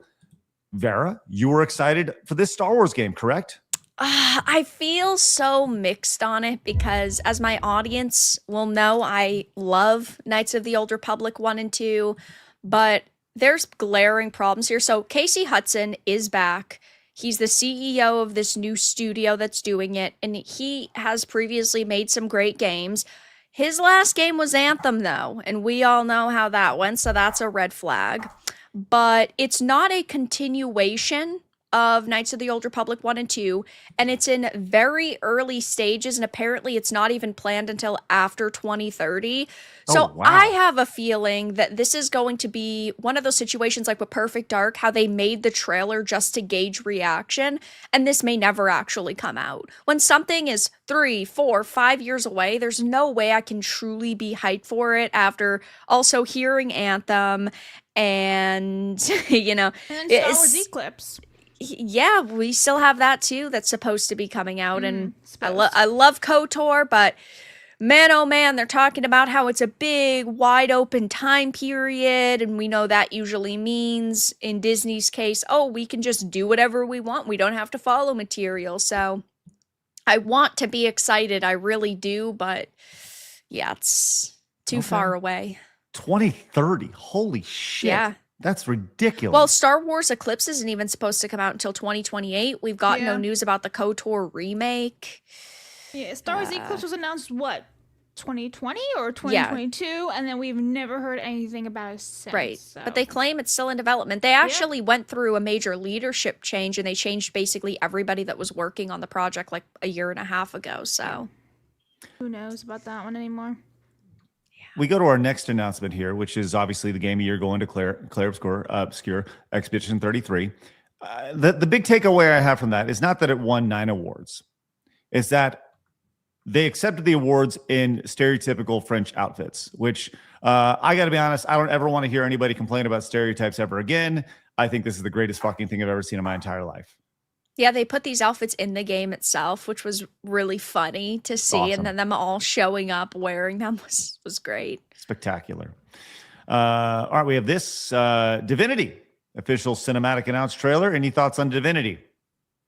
Whew. I mean, I thought it was going to be Divine Divinity. They haven't really clarified what this exactly is going to be.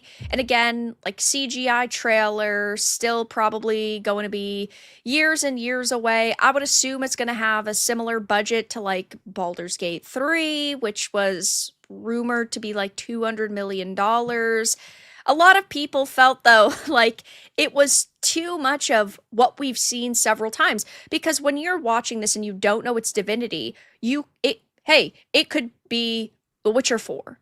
It could be Lords of the Fallen.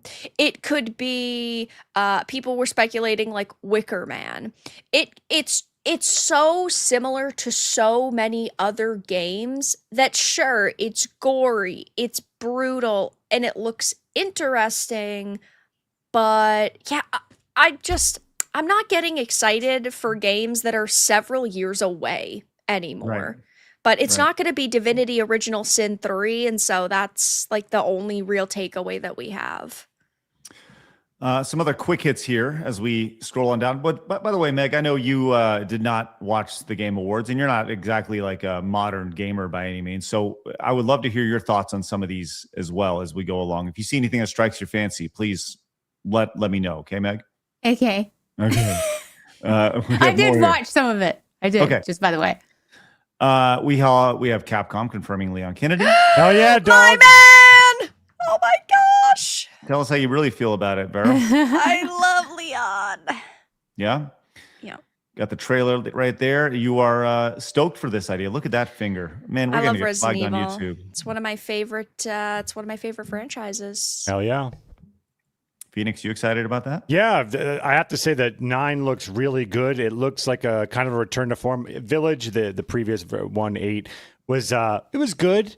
In my opinion, not great. And this looks kind of like a return to form. It feels like the excitement I had for Resident Evil 7, which felt like we were getting back on track. What Resident Evil could or should be. Well, we also saw a couple Tomb Raider games. A Catalyst, yeah. Catalyst over here, and a remake of the original one, Legacy of Atlantis. Interesting. This was kind of signal boosted yesterday that this was going to happen, at least the remake. Honestly, the first person I thought of was obviously Melanie. Melanie is the biggest Tomb Raider fan I know, and I don't know if you saw her reaction. She was just like, meh. So there's that. Control. I think they got, to me, I think they got her model right. It's been on this. Yeah, I feel like her body proportions could have been a little bit more dramatic, but I think that her face looks good. To me, this is a healthy balance between beauty and also realistically someone who's going to be exploring. You're going to have a little bit of muscle Yeah, on but you. like I don't really care about realistic when she's shooting T-Rexes. Bingo. You know what I mean? Right. I listen, Phoenix, I get it. Yeah, no, I'm sticking with my guns here, and I'm right. Yeah. Well, let me just say this. You can be right, but not in the case of Laura Croft. That if this was a brand new character, cool, great. You know, she's proportionate, whatever. But that wasn't the selling point. That's not the origin story. Yeah, but she's not hideous. Like she's not. very feminine to me. I agree with you. I agree with you. But for me, once again, for me, this is like if they went and they're like, listen, Mario no longer has a mustache. You know, by the way, and it's like it's a part of his character. It's who he is. So anyway, so there's that, and you know, the internet was like, They all right. did highlight though, if you sign up for the Amazon ID, you can get her underworld scuba suit, which is notoriously very revealing. Mm-hmm. I don't know if you had seen that, but it looks pretty good. Meg, you said your husband was really excited for Control. Yeah. Yeah? Yeah, he actually found this game during the pandemic, and he's like, I'll just see what this is about. And he loves Control. He thought it was a great game, especially to pass the time. And when he saw that they were coming out with Control 2, he was like, oh, I'm so excited. Phoenix, you were shaking your head. Yeah. I like Control. I like what Remedy does. I like that they try to kind of think outside the box. They do try to make some kind of really interesting games. What I really like about this is that it does seem like an actual departure of everything we knew about Control 1. This is like outside in a city. I think it's like a different protagonist. So I really like when games try to do something different as opposed to more of the same. I like when they kind of try to go a little bit outside their comfort zone. So I don't know. This looks pretty good to me. I agree. My problem though is just what Remedy has been doing for the past couple of releases. FBC Firebreak was absolutely abysmal, lost them tons of money. Alan Wake 2 disappointed fans, which Sweet Baby Inc. didn't help that situation. And then they had remastered Alan Wake. So I feel like the past couple of game releases were maybe not quite what people were expecting. 2 out of those 3 faced a lot of backlash. So I hope that this ends up pleasing Control fans, but Remedy has a lot of good ideas, but can they execute on those ideas well? Only time will tell.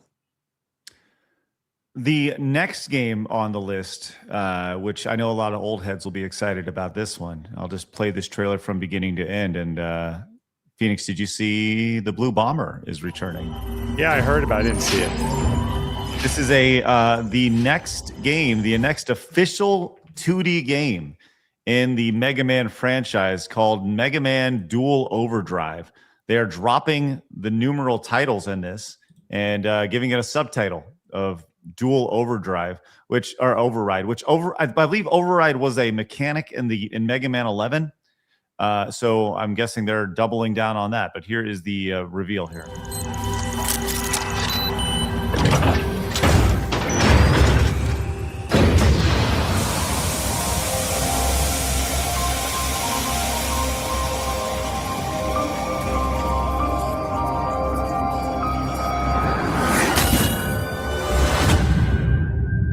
Actually get a little gameplay here as well.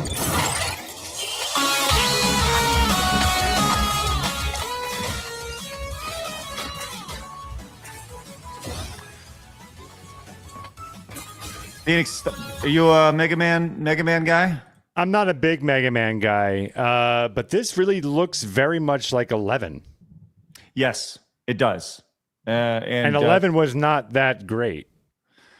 Okay. I'm with you on that. I did not enjoy Mega Man 11 a whole lot. I didn't like the new mechanic that they added to it. I think it was called Override. Yeah, the mechanic in 11 was Override. Right. So they're literally doubling down with Dual Override here. So I don't know. This looks fun. Yeah, I mean, it's bright, it's colorful, it's fun. Yeah, I hear you. I say it. you can say it, Meg. It's okay. But once again, releasing in 2027. So that is. Oh my gosh. Yes. It's a long ways away. This is the problem with a lot of these games that were like announced or highlighted. So many of them were far away. And then there are a lot of games that are coming out soon that weren't even shown off, like the Crimson Desert game. That only comes out in a couple of months. They didn't highlight, I don't know, Code Vein 2. I know that part of that problem is pricing because companies don't want to pay these ad prices, which makes the show almost worse because then the only companies that are going to announce things are the ones that are like, oh, hey, we have $5 billion to blow. Let's just make 5 big announcements. But I think Mega Man Override looks cool. I really liked 11. I thought that it was fun. Was it the best game ever? No. But also, I'm going to play this. We're getting to the point where games are being announced, and I'm curious if I'm going to be alive when they actually. Yeah. Blabs, you'll be excited for this one. Did you see Lego Batman: Legacy of the Dark Knight? Dark Knight. There we go. So I'm actually not really that interested in Batman. I'm gonna get a lot of hate for that. But the thing is, I was so excited for the last Lego video game, which was the Star Wars one in 2020. Was it 2023, whatever it was? And I ended up being extremely disappointed when that was one of the most hyped games. Yeah, it was one of the most hyped games for me in like a decade. I was so excited for that, and so I'm like, I have no interest in this. Yeah. Well. Yeah. Vara is going to come in the coffee. I love Batman. The fact that they're blending the Arkhamverse combat into this is really cool. There's multiple versions of all of these different villains and characters and all of these different suits and sections. And I think that it does look really cool, but also this might be the last Lego Batman game we ever get. This might be the last Lego game because, well, Netflix is apparently going to be getting Warner Brothers games. So that means they're going to be getting Lego, and who knows if we're going to get another game like this again. Like, I hope it's really good for the fans, obviously, but for me personally, I'm pretty upset about how the last one came out, so I'm like, no, I will not buy. Okay, well, thank you, Blabs. You will not be buying it in 2029 when it's released. I'm just kidding. We also had a Diablo 4 expansion as well. You want to give a 20 seconds on that, Vara? Dumb. Okay. Can I just interject real quick? Like, because so many of these games are coming out, years from now. Like, can we all agree, maybe I'm crazy, that this is easily the shittiest console generation that's ever existed? Like, there's nothing out. You get one or two, you get an Expedition 33 here and there, but it's pretty much nothing. And the fact that I would be expecting like everything would be coming out now. Pandemic's over. Studios have had time to make some stuff, still not seeing it. And then things that are exciting are 2 or 3 years away, which is going to be potentially the next console cycle. Am I alone that this is easily the worst No, you're not alone. generation? Okay. I think that that's fair.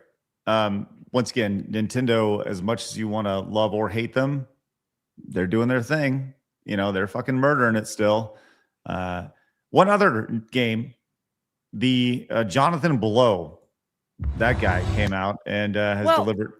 Phoenix. By the way, Phoenix loves Jonathan Blow. Yeah, I'm a huge Jonathan Blow fan. I know a lot of people don't like him. I love him. Love him. And I've been waiting for this game for like 8 years, whatever the hell it's been. Vera? I don't know. I don't see it. I don't see what looks supposed to look cool. 250-hour puzzle game. Okay, listen. Quantity doesn't matter if the quality is not there. Oh, it'll be They've there, been baby. working on this game for 10 years. I don't see 10 years based off this teaser. It's in the mechanics and then in the design. I mean, I definitely am willing to give it a shot, but I just don't have any real hype for it. Decade, huh? Okay. Let's continue. Let's keep scrolling. If you guys see anything that you would like to talk about, please just say the word over here. Out of words, a stunning and unique take on co-op platforming. Speaking of platforming, we have Neo 3. This one right here. Oh my God. Bradley the Badger. Okay.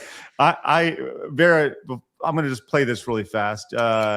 Your thoughts on Bradley the Badger? I've rewatched the trailer. So at first I thought that it looked cool. It's really growing on me. Okay. Yeah, apparently it's a spoof of video games. Is from it what is. I There's a heard. Bloodborne level. There is a Uncharted level. There's a couple of different levels. Yes. Yeah. Based on different properties. It'll show like this is Bloodborne. I love any game that's self-aware, and this game seems extremely self-aware. Yeah, this seems like in the vein of like a Conquer. Yeah. And it also reminds me of like Medieval 2, which was really good. What I like about this is you have different levels, different environments. It keeps things fresh as like an homage. These guys who make these games, they're more or less going to pay homage to all of their favorite games here. Yeah. And I think that's awesome. I love when games do that. And when you saw Badgerborn right there. It's like you clearly love Bloodborne. That's great. You see the Cyberpunk right here. This is all really, really fun to see. And so as you're playing through, these will be, I don't know, an hour-long segments, whatever. You got your Last of Us segment here. It'll be long enough to where it'll be novel, but short enough to where you get the most out of it, if that makes sense. So I'm looking forward to this one. This one looks pretty fun. You can see It does look fun. Yeah. Meg, thank you for that. Yeah. I concur. This looks fun. Bradley the Badger. That goes back to the 90s with the mascot. We had Zero the Acrobat, Bubsy the Bobcat, all these random Kamikaze Squirrel. Yeah. All right, we have Stupid Never Dies is set in a world where monsters are part of everyday life, and you are a lowly zombie. It's supposed to be a lollipop chainsaw type of game, but it just doesn't stick the landing. Mm-hmm. Coven of the Chicken Foot. Okay, sounds good. And we got, as you can see, if there's anything over here that you feel like we should stop at, please fire away. And then have like that one right there.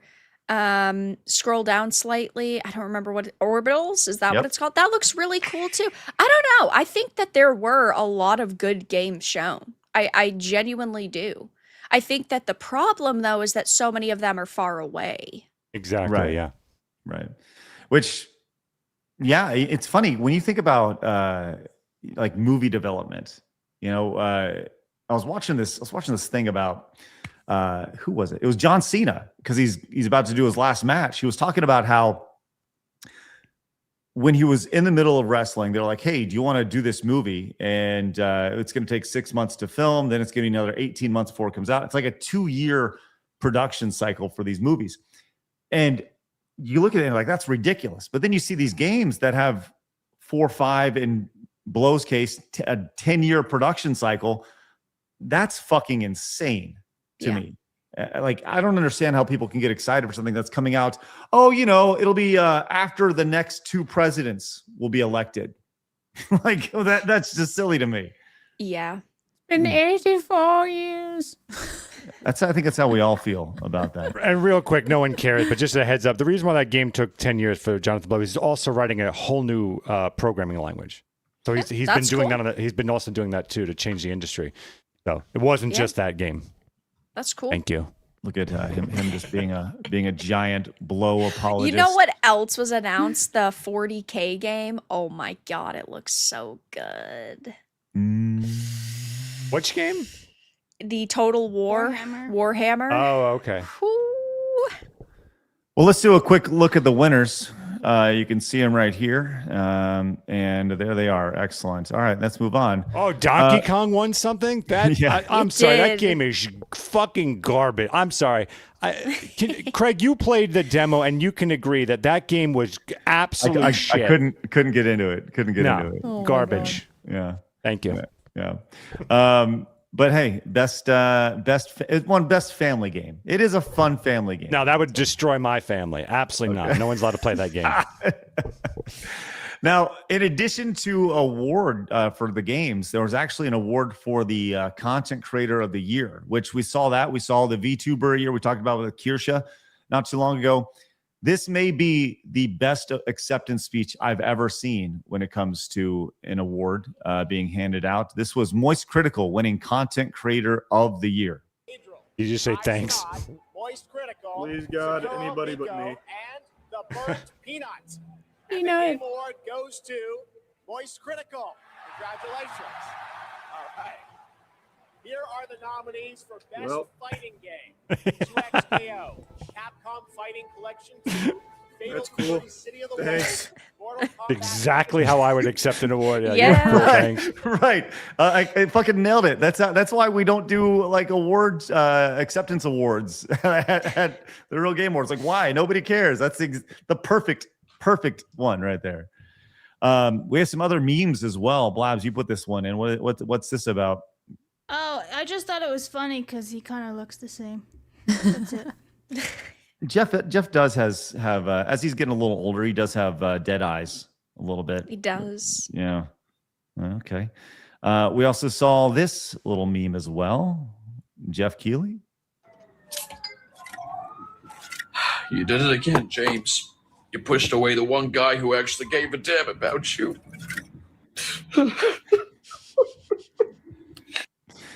That obviously in reference to his lover, Hideo Kojima, who did not win an award yesterday. No award, no speech, nothing. Then we have, in response to that, we have this down below. I require context. Death Stranded 2 didn't win any awards, and Kojima walked out of the ceremony as soon as he heard Expedition 33 won the game of the year. Oh, he was out. So a loser. Hot take, Kojima, overrated. Yes. All right, good. Thank you. He's got 50 good ideas, but he needs an editor to bump it down to 30 good ideas. He tries to put too much into I think if a you single just knock out that experience. 30, and then we're on the same page. Yeah, okay, yeah. Come up with 0 good ideas. Yep. You'd be surprised to know that he was the guy who came up with the look of the Street Fighter movie, Phoenix. Makes all the sense in the world. Makes all the sense in the world. All right, some real quick hits that Vara shared on the back end here. We had this. This is the Tomb Raider extra skin that you get when you link that. Oh, wow. Yeah, it's from Underworld. Looks pretty good.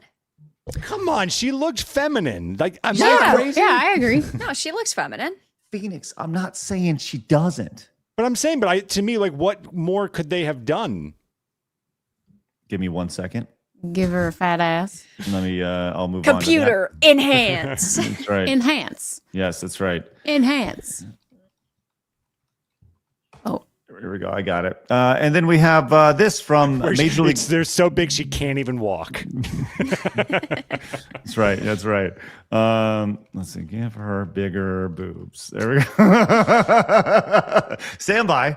But we also saw this from Major League Baseball. Talk about this crossing over to other sectors of pop culture. And they said, for those who come after, and this is obviously a reference to Expedition 33 winning here. I thought that was cool. Yeah. That is cool. Yeah, fun stuff right there. I want to let you know that Grok has not added. That's kind of funny. They actually just made her a little bit more thick. Here you go. Watch. Pay attention to her real quick. They femmed her face a little bit more, I think. There you go. You can kind of see. Yeah. They just kind of made her a little, like the entire character, a little more thick. Right there. Grok does not want to give her bigger boobs. But once again, it goes back to that has nothing to do with her femininity. It has everything to do with her being Lara Croft. That's what it is. Like I agree with most people. You don't need to have big old boobies to be like super attractive. You don't in video games. But Lara Croft does. She's the difference. She's got a certain look. By certain look, you mean two giant honkers. Couple big assets. Yeah. Thank you. All right. Look, we didn't even get to the Girls Make Games stuff and the Games for Impact. That was kind of fun to see. Just a real quick hit when it comes to the Games for Impact here. Games for Impact was won by what's it called? South of Midnight. South of Midnight. Yeah, South of Midnight. The game no one played. Right. I played it. Oh, did you? I play everything though. I thought it was a 4 out of 10. I thought that it had some good ideas, but then they have you going around as a black woman picking cotton, and I just thought it got too weird. I think this is the interesting about it is you can have an impact, but here's the thing. How big of an impact are you playing when nobody's playing your game? Yeah, it's a Microsoft gaming game. And it was like on Game Pass. Like this is like free for people. Yeah. Microsoft acquired the studio, Compulsion Games. Well, there you go. Congratulations to all the winners and losers. Unfortunately, sorry to hear about those who lost. And I still think Silk Song should have gotten maybe one more. Yeah, in my humble opinion, maybe I don't know. Maybe Indie. I don't know. Expedition 33. Just saying. Yeah, I love Expedition. I do. I want Silk Song to get like something else. Well, it didn't. No, it didn't. And that's okay. Expedition 33 is a pretty good game because I am not a turn-based guy. And I picked it up. I'm only like a half hour, an hour in, but it's speaking to me, which says a lot when I typically don't play those games. So it's a pretty good game. Yeah, awesome. It is. All right, let's get to some of your support and super chats. We have a little bit to get to, and thank you guys very much. Blabs has been scrolling some of them on the bottom, and we appreciate any and all support. We literally can't do our show without you guys. Quick reminder that coming up on Monday, we'll be doing our first ever Plus podcast. All of our Side Scrollers Plus partners getting together, and we're going to be doing a little podcast together in the afternoon, starting at 6:00 Central Time, 7 Eastern. Is that right, Blabs? 6 Central? Do you want me to have a stroke again and reenact? But yes, 7 p.m. Thank Eastern. you. Thank you. By the way, I was explaining to my mom, who was like, actually, no, my dad saw the short on his YouTube yesterday, and he goes, was Blabs hurt? Like, did she get hurt? Because I was concerned when I watched that clip of her brain literally stroking out on camera. It was pretty so spectacular. Tired. I couldn't remember the dates. I had. It was like a VTuber reset where they're just. It was. Glitch. Well, I think it's important just for context. I do want to share it with you, as this clip has almost 8,000 views over on YouTube. Real quick, let me just share this, and just for context for everybody, because there are times where I feel it's important just to see if Blabs is listening to the show, and that's exactly what happened here. Yeah. Here we go. Here's the what happened. Coming up next Monday, the first ever edition of the Side Scrollers Plus podcast, where we're getting all of our Plus partners together. Blaz, what time is that happening on Monday, the 15th? 7 p.m. Eastern. Did you see? It's like she had an 7 p.m. aneurysm. Eastern. Did you see I her totally eyes? blanked. I was like, what? Uh, I was really trying to remember. I'm like, was it 7 or 8? Or 7 or 8? Which one? I had to open up my spreadsheet to check. He looked like an animatronic. Yeah. He looked like an animatronic, like toy or something, and you were like glitching out. Because usually I remember like this. I'm like, oh, it's this time. But I was like, I don't know what day it is. I was so tired. I came home from Florida and everything. I was like, what day is it? So yeah. Well, stroke. Congratulations, Blabs. You stroked out, which is great. All right, let's get to some super chats. But before we do, we always like to give our guests the opportunity to roll out if they want to utilize their time in a different way. Meg, Vara, would you all like to bounce, or we want to stick around for about 5 more minutes? I'll stay. I can stay for 5 minutes. Okay. How great is that? Tenarian came into the 10, says Phoenix needs to ask himself why Lara Croft got movies and comics made about her. Was featured in music videos and commercials, and why millions of gamers had posters of her in their room back in the 90s and 2000s. I know why I had those posters. Yeah, I'm a big Tomb Raider fan, so I get it. I totally get it. I'm saying You're a this fan model. of her big assets. That's agree. exactly it. Yeah, You can just say the model giant looks tits. fine. Yeah. It's okay. Captain Ragtag also resubscribed tier 1 for 4 months, and thank you so much for the gifted subs over on YouTube from Jesus Davia 53. It's excellent. All right. By the way, quick update. Yesterday we had 20 gifted subs come in from CR Vox over on Kick. I'm sorry Blabs missed that yesterday. But we appreciate any and all support.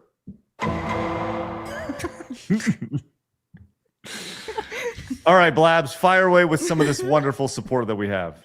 All right, starting from the top. Young Stuff said, let's go, Expedition 33. The weirdos are crashing out on X. New KOTOR. I'm extremely skeptical. If no creator character, I'm out. Resident Evil 9 with the Chad Leon is going to be awesome. Smash crashing. Bet AM is coping. For a moment there, I was like, time, but now he means the waitress. Okay. Gear says, no Montez. The worst offender was the Player's Choice Award. Gacha fanatics are vote body. Plus, breaking news suggestion. Oh, the horse game. Fans are asking Saya Games to sue PETA for defamation. Yeah. There's a lot of words. It's big words. John Kanji says, wonder if they felt like this when The Last of Us 2 won all the awards in 2020. Great point. Tenarian for 10 says, I love Expedition 33 would have been better if they hadn't gone for realistic Unreal 5 graphics. I've seen the concept art for the characters and that more cartoony style would have served it better and allowed for more expressive characters. Very important in an emotional game like this. It was still my personal game of the year. Runner-up for me was Blades of Fire by the devs of Metroid Dread.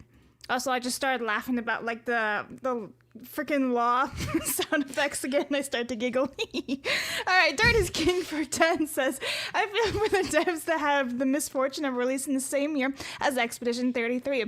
Dispatch, Donkey Kong Bonanza, Hollow Knight, Silksong, quality Game of the Year contender games, but E33 deserved the W. I don't agree on Bonanza, but I agree with Silksong. Yeah, I'm with you there. Rod says Expedition 33 is an awakening for all game developers to put out their ideology and create a compelling stories, great gameplay, and we'll see there will not be any more firings for Montez. Dan comes in for 10. Guys, I have great news. Phenomenal news. Street Fighter the movie is canceled. No. Shut up.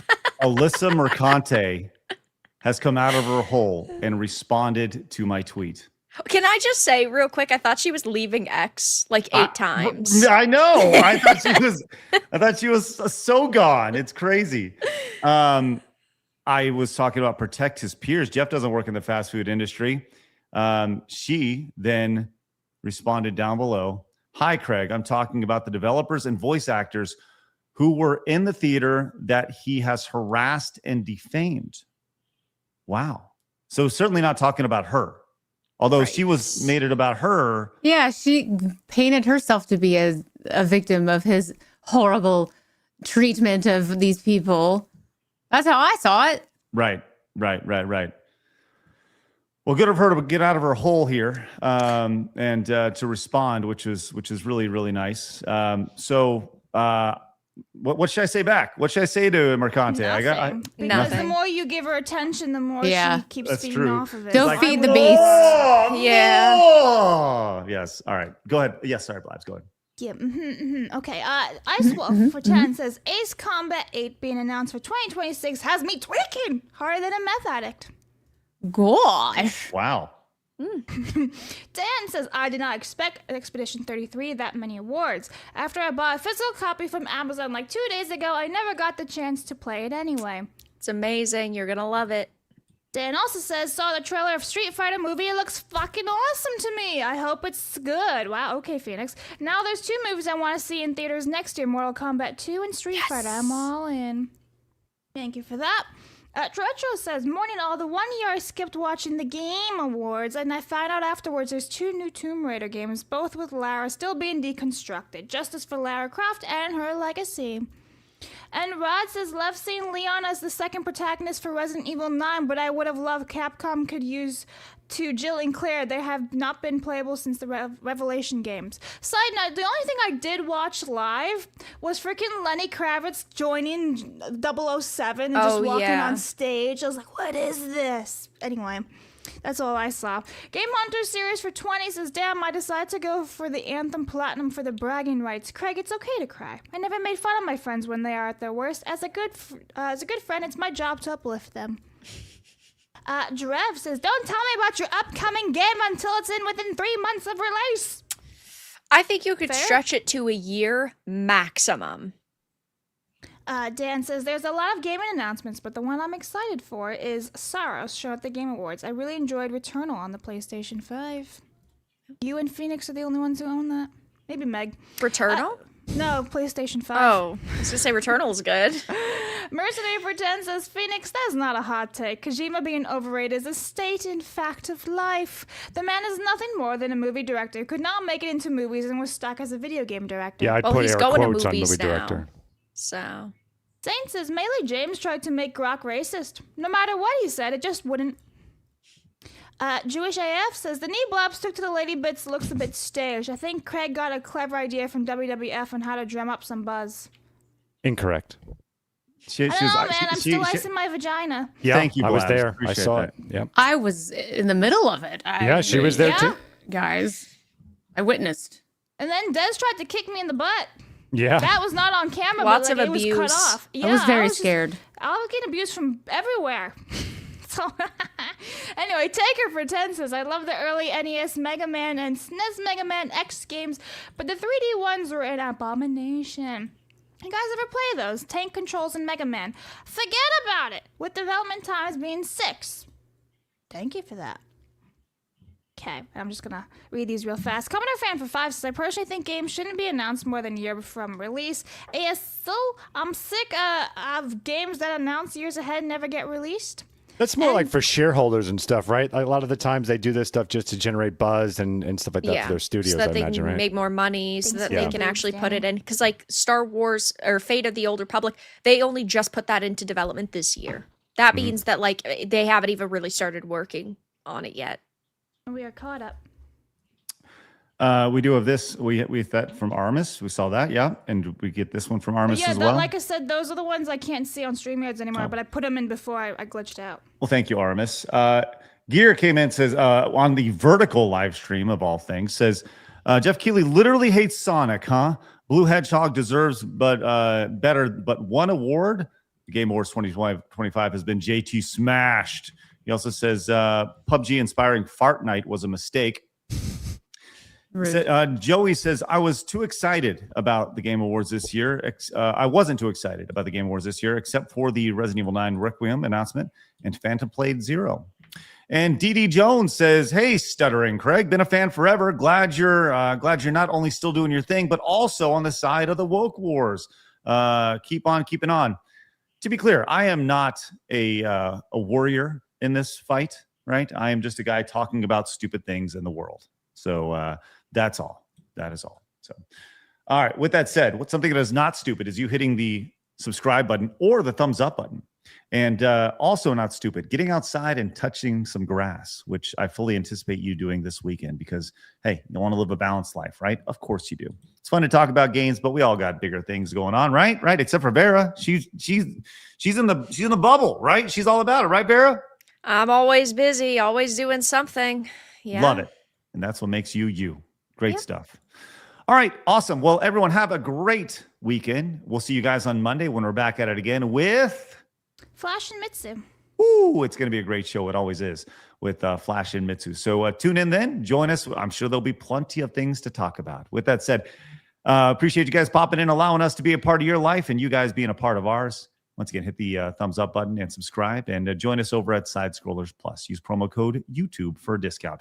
With that said, have a great rest of your day. And remember, if people are going to try to keep you down, do not let them. You guys have a goal. Go get it. See you guys later. Have a great day. Bye-bye. Fatality.